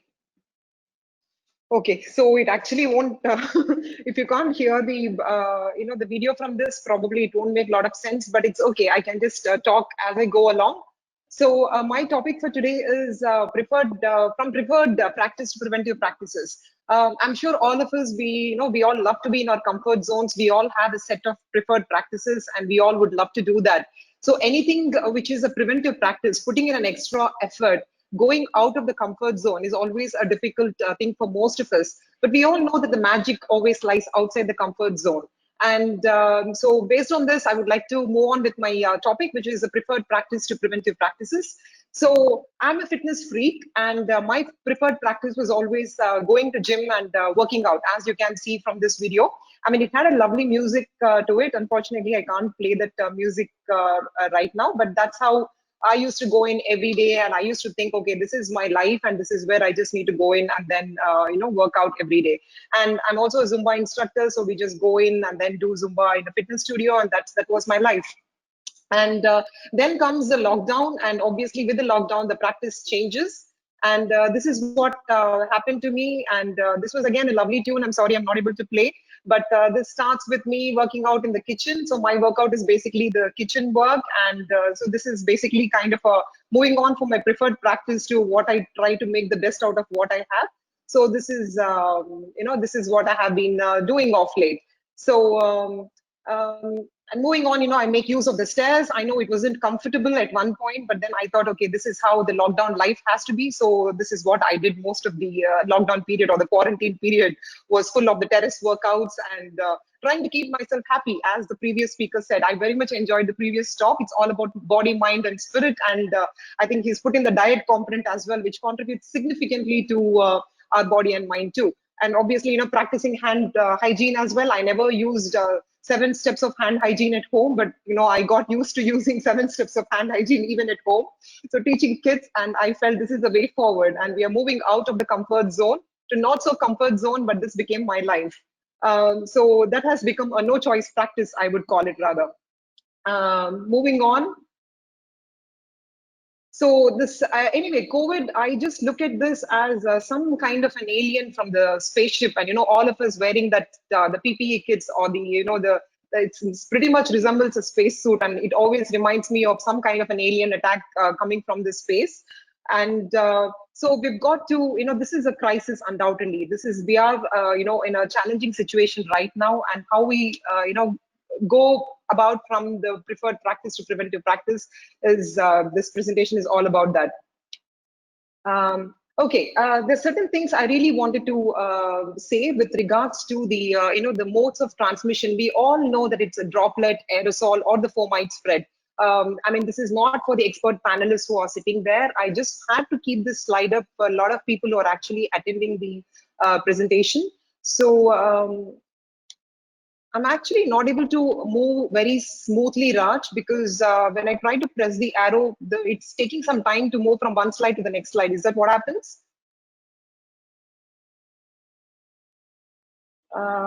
It's taking some time to move from the, There could be a lag. You can go ahead. Okay, so I've been clicking the arrow to go on to the next slide, but I'm not able to move. But anyway, before it goes to the next slide, I really wanted to say, why is it important to understand about aerosols, droplets, and fomites? Now, aerosols are any droplet nuclei which is less than 5 micron, we call it an aerosol spread. Anything more than 5 microns will make it a droplet spread, as you can see on that particular slide. And a fomite is obviously coming in contact with any of the surfaces. Now, why is it important to understand what is a mode of transmission? Because even the WHO's latest guidelines from, I think from today, it says, yes, there can be aerosol spread. They're still unclear about it, but there can be an aerosol spread too. It has to do with the mask that we are wearing. I mean, we wear the N95 masks, we wear surgical masks, and there are different kinds of masks, which I will talk about as I go along in this presentation. There are certain masks which filter large particles. There are certain masks which don't filter the larger sized viruses. So if you take the COVID virus, the SARS-CoV-2, the size of that is considered to be something less than 5 microns. It's pretty much the same as an aerosol size. The droplet size is usually above 5 microns. So when we use a mask, especially if you wear a cloth mask with no filter in it, it doesn't offer any protection whatsoever. But we often see a lot of people wearing cloth masks. Just wearing a mask for the sake of wearing it probably doesn't offer any protection. It is very important that we all have a filter. If you're wearing a cloth mask, it is a 3-layered mask is what WHO recommends, and we are supposed to wear a 3-layered cloth mask. And N95 mask, where do we use, when do we use? I'll just talk about it as I go along. So when it comes to the different types of masks, so those were the masks which were shown on the previous slide. So the basic cloth mask, and then we have the N95 mask as well. And what is mandatory in every hospital, it is very important that we all follow the infection control practices. It is very important to have an infection control committee, and this is what I suppose is there in every single hospital. That's very, very important. We also ensure that every single person who walks into the hospital wears the mask. I know it is cumbersome. It is very difficult to to stay inside a mask for longer periods of time because you're just breathing the same air in and out again and again, and it's very difficult. But we made it a mandatory for every single person who walks into the hospital. Moving on. So these are the different kinds of masks which are available. As you can see, the basic cloth mask, the surgical face mask. There is a lot of lag, I must say, in terms of moving the slides, but N95 respirators. Now, who should use an N95 respirator? This is definitely a healthcare personnel. So I don't think everybody should be using an N95 mask. When you are in contact with a patient, that is when we recommend an N95 mask, but not for routine use. But what we often see is everybody wearing the N95 mask, because what can happen is it can deprive, or they can be N95 masks can get depleted, and we can get a lot of fraudulent N95 masks, which might not offer any protection to the healthcare workers. So N95 masks specifically are for people who are coming in contact with the patients. We don't actually recommend N95 masks for everybody. So we have the self-contained breathing apparatus as well, which we normally don't recommend for everyone, but these are the different kinds of masks which are available. And we have KN95 as well. I mean, I'm sure you would have seen few people wearing KN95 masks as well. It's pretty much same as the N95, and the filtration efficiency is same as the N95. And regarding the PPEs, the next couple of slides will be on the PPEs. So what they say is there are a lot of the PPEs should not be owned just like that, because there are a lot of PPEs which actually do matter. For example, if you take any kind of PPE which is less than 75 GSM, that is not going to offer you protection. Quite often we don't understand that, and we just wear a PPE and we think, yes, we are all protected from the virus. It doesn't offer the protection if you're not wearing the right PPE. It has to be approved by CITRA, which is SITRA. So it has to be CITRA approved PPE, and the minimum GSM is 70 GSM. In some countries, they are wearing 95 GSM PPEs as well, but often we don't check these things. We just take in and then we just don't even check whether it is something which is kind of approved by the recognized authorities or not. So just wearing a PPE just for the sake of PPE will not offer protection against COVID. So make sure that you wear the right PPE, which is fluid resistant, most importantly, fluid resistant. Otherwise, there's no point wearing it at all. You must apologize me for the lag because I'm just waiting for a few seconds because of the lag here. So the previous slide, just to say that there are a lot of PPs available like basmati rice. It depends on what quality you want to choose. It doesn't matter, if you just go in and ask for a basmati rice, you just get some kind of a rice, but make sure that you're eating a quality one. It's pretty much the same. The same principle applies everywhere. Just because you have to wear it, you shouldn't be wearing a PPE. Make sure that you wear the right quality PPE that offers you protection. Maybe this is the reason why people say, oh, I've been wearing full protection, but despite this, I have contacted COVID. There are a lot of people who turned out to be COVID positive despite wearing PPEs, despite wearing N95s, despite wearing goggles. Why is that? It's probably because, they're not, either they are poor quality, or if you're wearing for longer periods of time, any PPE, if you are wearing it for more than 6 hours or 8 hours, it is not going to offer you the protection. It is time you change and get into a new PPE. Otherwise, it's of no use wearing a PPE just for longer periods of time.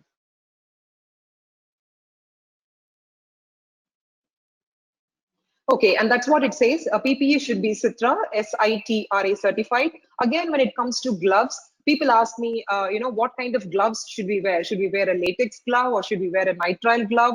What kind of gloves should we wear? If you see the blue colored glove, so these are actually, they are puncture resistant gloves. So quite often for needle stick injuries and other injuries, and they are long lasting. So that's the reason why these are the disposable gloves that people quite often wear, and they don't have powder in it. So it actually doesn't make your hands feel horrible. Whereas if you take this kind of a glove, you can actually feel horrible because it's got a lot of powder in it. There are a lot of other gloves which are non-latex gloves or the nitrile gloves. So we resort to the nitrile gloves because it just gives you that comfort and it is long lasting as well. Moving on. So today, I'm just going to quickly brush through these different guidelines. So we have guidelines for staffing, the patient evaluation, to guidelines to MRD or the notes keeping. So I will quickly run through the different guidelines so that you understand what the current practice is. We are moving on from the preferred practice to the preventive practice. So that is what is this whole thing all about. The most important thing to understand is about the staff rotation. So sometimes I feel it's important that we ensure that staff are protected. So at any point of time, see, we make sure that 33 to 50% of the staff should be working in the hospital. The remaining staff, they can stay because there's no point everybody working and everybody getting infected. So we need to protect our resources. And so the staff rotation is the first thing to consider before we go on and then, put the COVID duties or whatever you want to do. And the next important thing after this is, when it comes, especially at Rela Institute where I'm working, this is what happens. We have like a little tent outside. So patients usually come in. This is where the triaging is done. So somebody who comes in with flu symptoms, they are sent to the flu clinic. This is a flu clinic. It is a separate entrance away from the main hospital entrance. The main hospital is only for patients who are just walking in, or for the staff, or people like us who just walk in, the doctors, and people who are just walking in for OPD appointments is the main hospital entrance. But the other hospital entrance is a separate entrance for the flu clinic. So this is where the triaging is done outside the hospital. And after this, they go to the flu clinic. And after this, what happens is there are very strict policies and regulations as to what happens, because ours is a COVID center.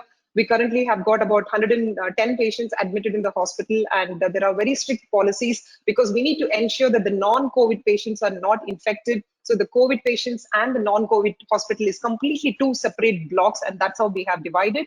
And this is what happens. Patients with flu symptoms, they go to flu clinic and they go to the COVID ward.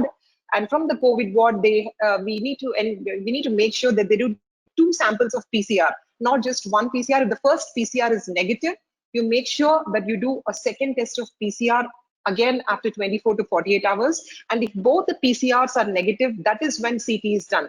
Because quite often people ask, when should we do CT scan? Do we do CT scan for everybody who walks into the flu clinic? Because there are some people in other countries doing that.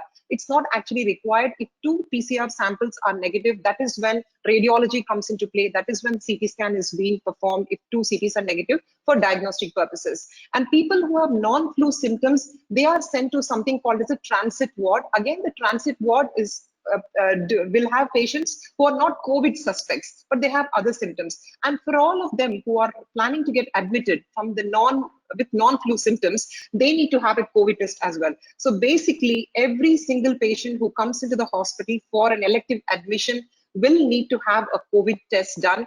Only if the COVID test is negative, that is when we admit the patients and then we go on with our, the respective treatments. If the patient is COVID positive, patient goes on to the COVID ward, and that is what happens. And again, I'm not going to go into the details of who needs to be tested. So these are all the different CT gradings. Somebody who walks in, this is a completely normal CT. You can, in the CT, if you have a patch like that, we call it a ground glass opacity. This is a grade 2, and grade 3 you have got bilateral ground glass opacities like this, and grade 5 is completely florid ground glass opacities with consolidation. Anything which is solid lung is a consolidation. So we have different grades of classification of COVID from grade 1 to grade 5. So this is called as a COVID radiology or the COVID RAD. Moving on further, again, this is again a different grade. Few people follow this grading as well, but we actually don't follow this. I just put the slide up just to show that that's what we do.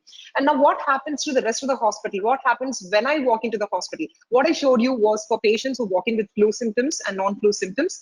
And this generally happens at the main entrance of the hospital.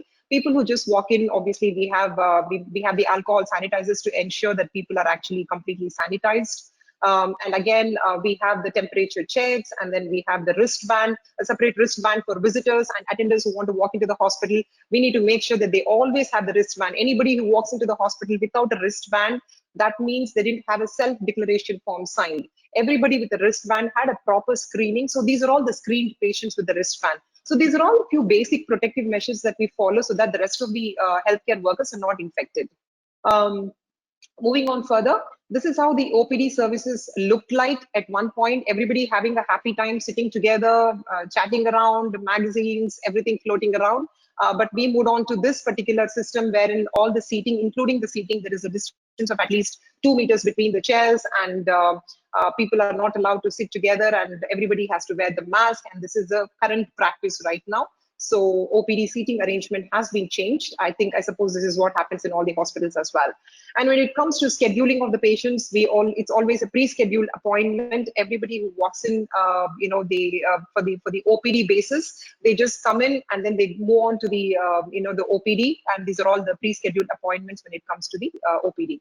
And it is no longer this scenario wherein people come in groups to the hospital. We made it a policy that there is only one visitor, and the person who is sitting in the OPD has to sit with a full gear on. And this is what happens in the OPD scenario. And again, there is absolutely no contamination between the doctors who are sitting in the OPD to doctors who are working in the COVID. They are completely separate. So there is a zero spillage from one part of the hospital to the other part of the hospital. And we also maintain social distancing when it comes to pharmacy as well, and people are standing in their own respective areas. And this is it's a kind of a very busy slide. I probably would want to skip this slide. I just had to put this up as to what we do when it comes to elective surgeries. I'm sure there are a lot of patients who are wanting elective surgeries, like, orthopedics or gynae or obstetrics. What do we do with cesarean sections? What is the policy? So although this is very busy, I'll just explain to you in very simple terms. We divide the surgeries into category A and category B. So category A surgeries are little high risk surgeries. These are other than, I don't know whether you can still, I can't zoom it over here. The ENT, the oromaxillary surgeries, the thoracic surgeries, slightly high end surgeries, head and neck surgeries, they all fall into category A surgeries. Even the HPV surgeries, they fall into category A. All these patients will require 2 COVID tests. 2 RT-PCRs is mandatory. The first test is done, and again, within 48 hours prior to surgery, we make sure that they have a second COVID PCR as well. So we made it mandatory to have 2 RT-PCRs for all these category A surgeries. And then there is category B surgeries. The rest of the things like the vascular, the obstetrics, the orthopedics. Obstetrics, which is, any deliveries, they just need to have one COVID PCR, including, my own procedures like interventional radiology procedures. We make sure that they all have a COVID PCR done 48 hours prior to the actual procedure. So this is the thing when it comes to the current practices is this. I'll just skip this slide for lack of time. And this is what we do with the IR procedures. We prioritize the procedures and make sure that everybody has had a COVID test before we embark onto these procedures. Now, again, PPE and wearing the eye protection. Again, it's common sense that we all have to protect ourselves and make sure that you protect. I pretty much, make sure that we wear PPE for all the patients. Every single patient who walks in, they are COVID, and that is how we treat, irrespective of whether they have COVID or not, because it's very important, because we know the sensitivity of the test is only 65%. Somebody who is COVID negative doesn't mean they are COVID negative. They can be asymptomatic carriers as well. So why risk? So it is better to wear PPE for all the patients that I tend to perform the IR procedures on. And that was my practice without any PPE at one point. And the one point I must say here is, see, when it comes to wearing the PPE, it's very difficult. So when you are actually with full gear on like that, it's very, very suffocating. And when we have to sit and do a procedure for 2 hours to 3 hours, when you're literally sweating inside, I personally felt that my efficiency is going down, because you really want to do the procedure and then get out of the cath lab, because literally it is decreasing our efficiency. So again, it's a balance. We have to get used to this PPE, because there is no other option now. The safety of the patients comes first, no matter what, and we have to get used to wearing this gear. Hopefully it shouldn't last long, is what I'm praying every day. Moving on, again, the same scenario for ours is a liver transplant center. There are a lot of HPV surgeries. We make sure that all the patients, they have at least 2 COVID PCRs done, with 1 PCR within 48 hours prior to the surgery, elective surgery. So this is the HPV surgery protocol. So this is, I don't know, it's our hospital accommodates up to 120 COVID patients. So basically we have got about 100 beds, which are the ward-based beds. And we have got about, as I showed, 12 ICU beds and 4 HDU beds. And that is how it works. There are at least 16 to 20 doctors posted. We also have something called as a virtual round. This is something which I really wanted to tell everyone. Virtual round is very important, because what happens is the patient who is sitting inside the COVID ward, they're not seeing their family at all. So the most important thing is the psychological stress or the psychological trauma that the family is undergoing. When it comes to any kind of infection or any kind of morbidity or whatever, when patients get admitted to hospital, family can still see them. Probably this is the only disease wherein the family is not allowed to see their loved ones. And this is the reason why we came up with something called as a virtual rounds. During the virtual rounds, what happens is we show the patient to the family. So the patient's attender is on the Zoom call outside, and the patient who is inside the COVID ward is shown by the doctor who is attending the patient. So this actually gives a lot of relief to the patients, and most of the attenders, and especially the family, they were very happy with the virtual rounds, which happens with every single patient on the COVID ward. Moving on, I have very few slides. If you are getting restless, just bear with me. I'll just wind up the presentation very soon. Donning and doffing, I don't want to go into the details. One important thing that I wanted to say is it's very important. Donning, probably, yes, we all make sure that you wear the right gear. So there is somebody to do the buddy check, as Dr. Clara showed in her presentation. There is always a buddy who makes sure that you're completely sealed from head to toe. But the most effective process is during the doffing stage. Doffing is nothing but you remove your PPE and you go and take shower before you leave the hospital and go to your hotel or go to your house. You're supposed to doff the PPE, and that is where the maximum infection risk is. So it is very important that one understands how to don and how to doff. There are various steps to donning, various steps to doffing. So we all need to be aware of the donning and the doffing process. People actually ignore these things, and there is no shortcut to this. And that is a buddy check wherein she's actually, making sure that every part of the person is completely sealed. And this is the best part, somebody to ensure that we are safe when we are actually getting inside the COVID ward. And again, the next video actually shows about the doffing. I can, this will be on the YouTube, or we can share the videos later. That is just, that's how the COVID ICU looks. So we have, people who are completely donned and making sure that, the case records is outside the patient's room. We don't take the medical records inside the patient's room. The medical records is kept outside, and that is to do with the COVID ICU.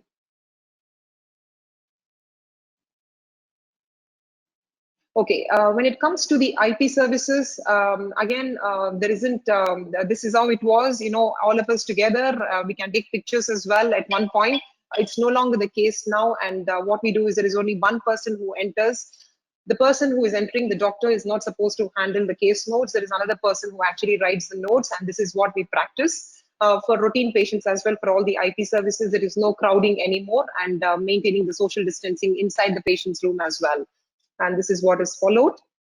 And again, we made a lot of changes inside the cafeteria as well, because this is one place wherein I think the risk of infection is very high, because everybody you take out your mask, and I think the most aerosol generating thing is probably a cafeteria wherein you're sipping coffee or you're sitting and eating with your peers.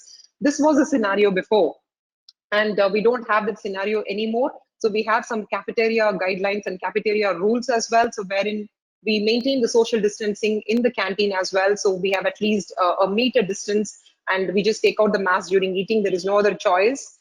So that is what is happening when it comes to cafeteria. So we follow strict guidelines in the canteen as well, because I feel that is one place where there is a high infection risk. And again, it's very, very important that the housekeeping staff, they clean each and every part. So, hats off to all the housekeeping staff. I feel, no matter what we do, if this is not happening, we are bound to get infection. So these people, they work day in and day out, cleaning every surface and every part of the hospital. And so, I mean, I don't want to go into the details of what they do, but this is what is the, housekeeping staff do. I'll just skip those slides, because there is a particular, disinfectant for each surface. What to use for each surface, it varies. Usually it's a 1% sodium hypochlorite in pretty much most of the surfaces, but there are other wet wipes that we use as well. So I don't want to get into the details of this, but what I wanted to, tell you all is that, we need to have a protocol for each and everything, so that it doesn't infect people that easily.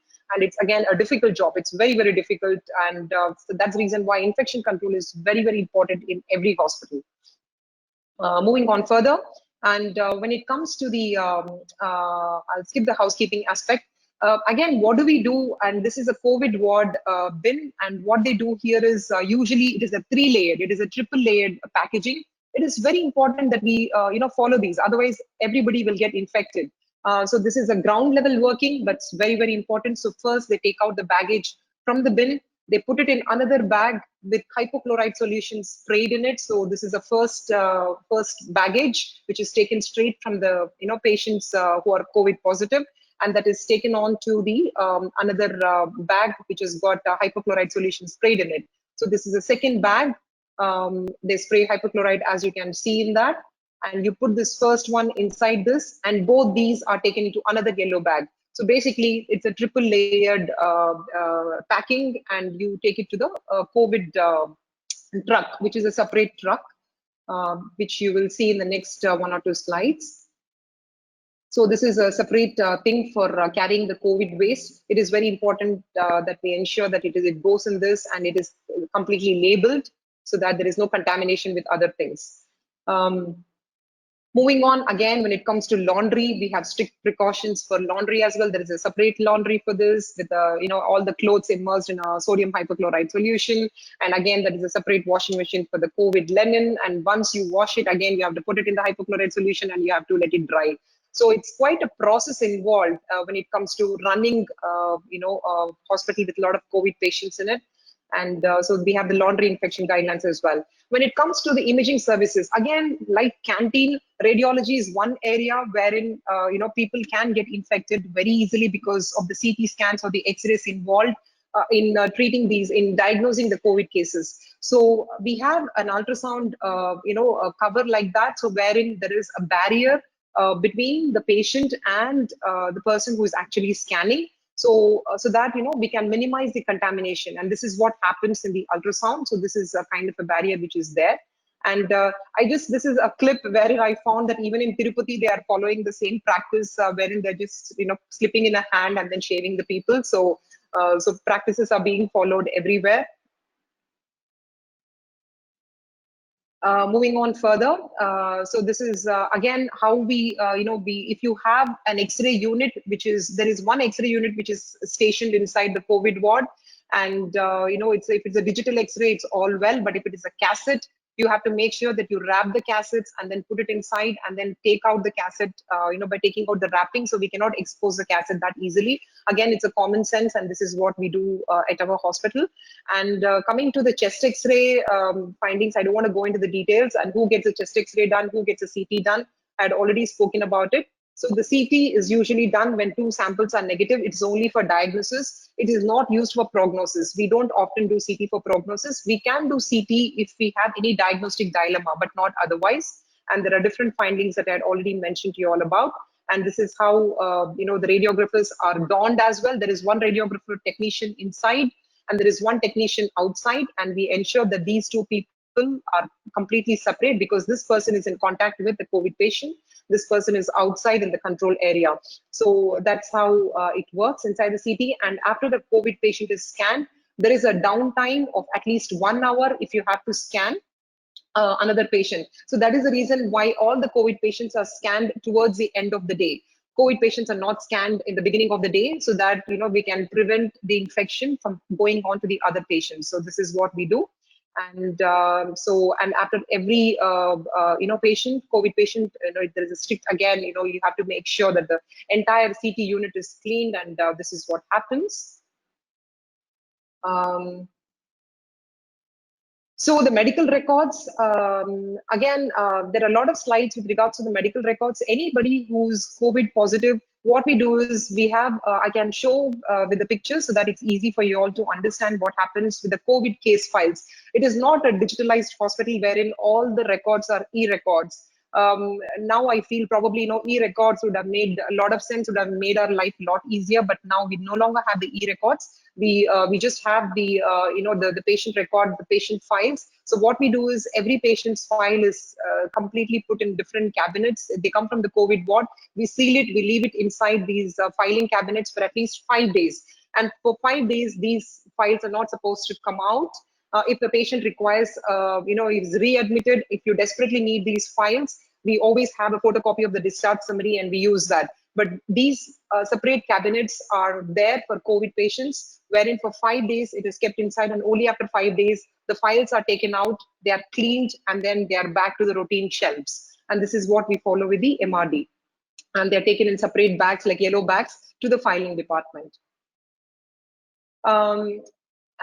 So this is again the same slide. This slide talks about that. Now, when do we release these COVID patients from the hospital? I think one of the most traumatic things, people don't want to get to hospital because they're scared that they're trapped inside the hospital for literally 10 days or for 14 days. Now, what are the guidelines? When should we come out of the hospital? How long do we need to stay in the hospital? There are some WHO guidelines for that. And according to these WHO guidelines, this is what it says. Somebody who's got very mild symptoms or pre-symptomatic phase, you need to discharge about 10 days after the symptom onset and no fever for 3 days. So let's say a patient gets admitted, they need to stay in the hospital for 10 days from the onset of the symptoms, and they should not have fever for at least 3 days, and that is when they get discharged. No RT-PCR is required prior to discharge. Previously, we used to do RT-PCR prior to discharge as well. At least 2 samples 24 hours apart should be negative, and that is what was a policy previously. But now WHO says we need not do that. No RT-PCR is required. We just look at this, and if somebody has got moderate symptoms, fever should have resolved within 3 days, and oxygen sats, they should have maintained above 95% for at least 4 days, and that is when they get discharged. Of course, it varies. When the severity is high, it is totally different ballgame altogether. But this is what happens. Majority of the patients, fortunately, they fall under this category. 85% of the people are in very mild or pre-symptomatic phase. There are only 15 or 10% of the people who fall into the moderate category, and 5% fall into the severe category. So that is a discharge policy for COVID patients, and it just talks about the same thing, the previous recommendations and the current recommendations that the WHO says. So no need to do RT-PCR prior to discharge. And finally, what did this pandemic teach me? Never take life for granted, especially health, because I honestly believe if you lose wealth, something is lost, but if you lose health, everything is lost. And that is so, so true. And smallest are the mightiest, and everything is relative, and anything is possible. We can work from home, we can stay without salons, we can stay without gyms, we can stay without malls. Everything is possible. And we all have a master chef inside us, and I'm sure there are a lot of people baking left, right, and center. And we are social beings. That's what I've realized. Social distancing is very, very difficult. Maybe something to do with the genetic preconditioning. And COVID is all about the attitude, how you take it, whether you want to be positive or negative, the choice is ours. And I think it is to do with the attitude, and the perception of the people is what really matters here. And I strongly believe we are heading towards a healthier nation. All these best practices that we are following right now, the hand hygiene, covering our face, when you're coughing and sneezing, I don't think we all did that before. I'm sure there are a lot of infections which are being transmitted because of that. So eventually we'll head towards a healthier nation, a healthier world, and prevention any day is always better than cure. So that is my perception about COVID. And I don't know whether this works here. So this is a preferred practice, and this is a preventive practice that we are currently following. It still works. I'm still able to convey my message to the rest of the world. I know we always preferred that, but there we go. This also seems to work. And so that is what I believe. My happiness is to do with my dancing. So I try to keep myself happy no matter what I do. And that was my preferred practice at one point, without any mask, without any gas. So just be happy in yourself. Doesn't matter about others, but this is the current practice with the mask. I still don't deprive myself of the dancing. I still go ahead with the dancing with the mask and with the entire gear on, so that we don't transmit the infection to others. Thank you so much.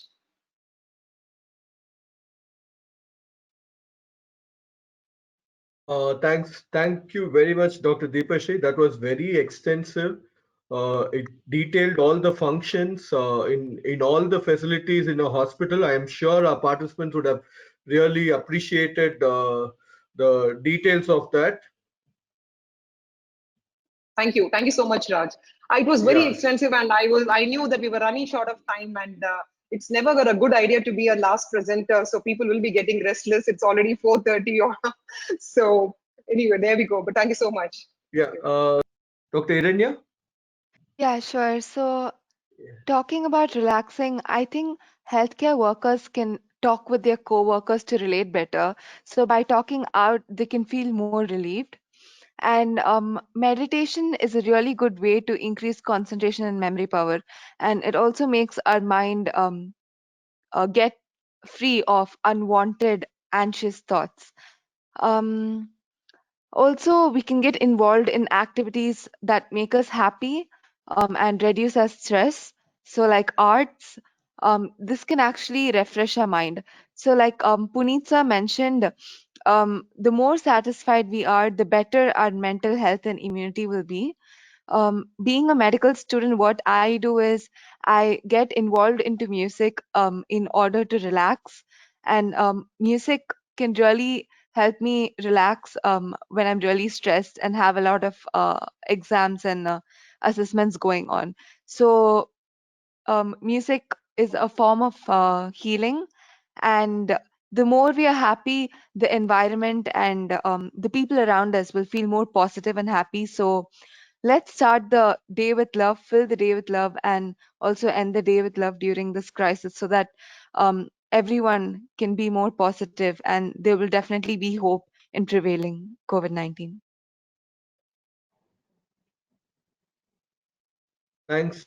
Thanks, Dr. Iranya. And since Thank we you. have actually run out of time and we are not able to get through to Dr. Naga, he might have had some emergency.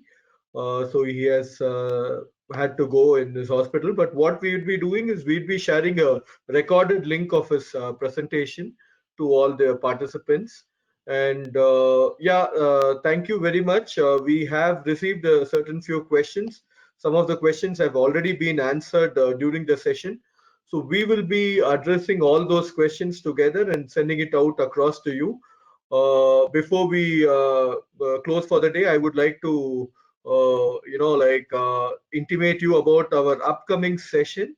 Our next webinar is going to be on It's going to be on quality accreditation and beyond winds of change.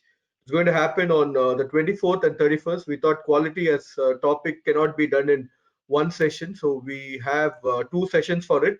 We have an eminent eminent panel for this.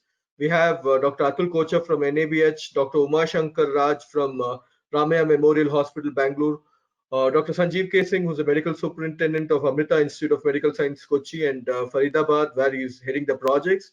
Dr. Lalu Joseph, who's office bearer with CAHO and also at the quality head at CMC Vellore. Dr. Alexander Verghese from New Mowassat Hospitals, Kuwait. Dr. BK Rana from Quality Assurance Institute. Ms. Mandakini Pawar from CII Institute of Quality, Ms. Rama Venugopal from Value Added Services, Chennai, and also from Consultants Consortium, Chennai. Mr. Rahul Rao, who's a healthcare consultant, and a few more surprise industry stalwarts are there. So we are hoping to have another great session with all of them in the next fortnight. Thank you to all my panelists. Would you like to add any closing comments, Mr. Menon? Dr. Deepeshri, you can go ahead.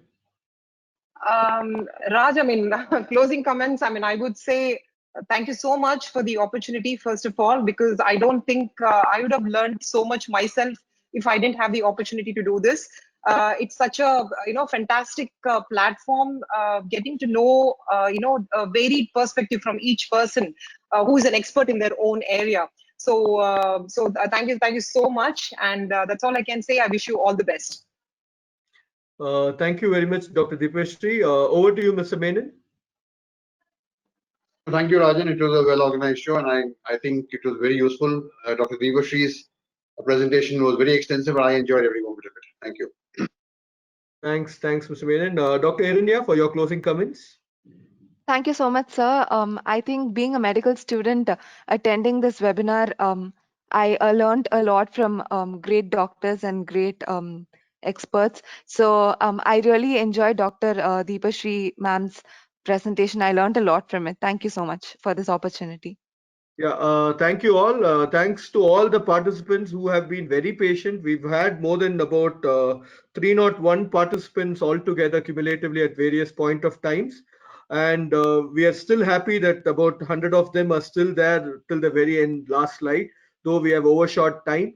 It was a very extensive session. We did get a lot of information from all these experts, the doctors, the administrators, the consultants.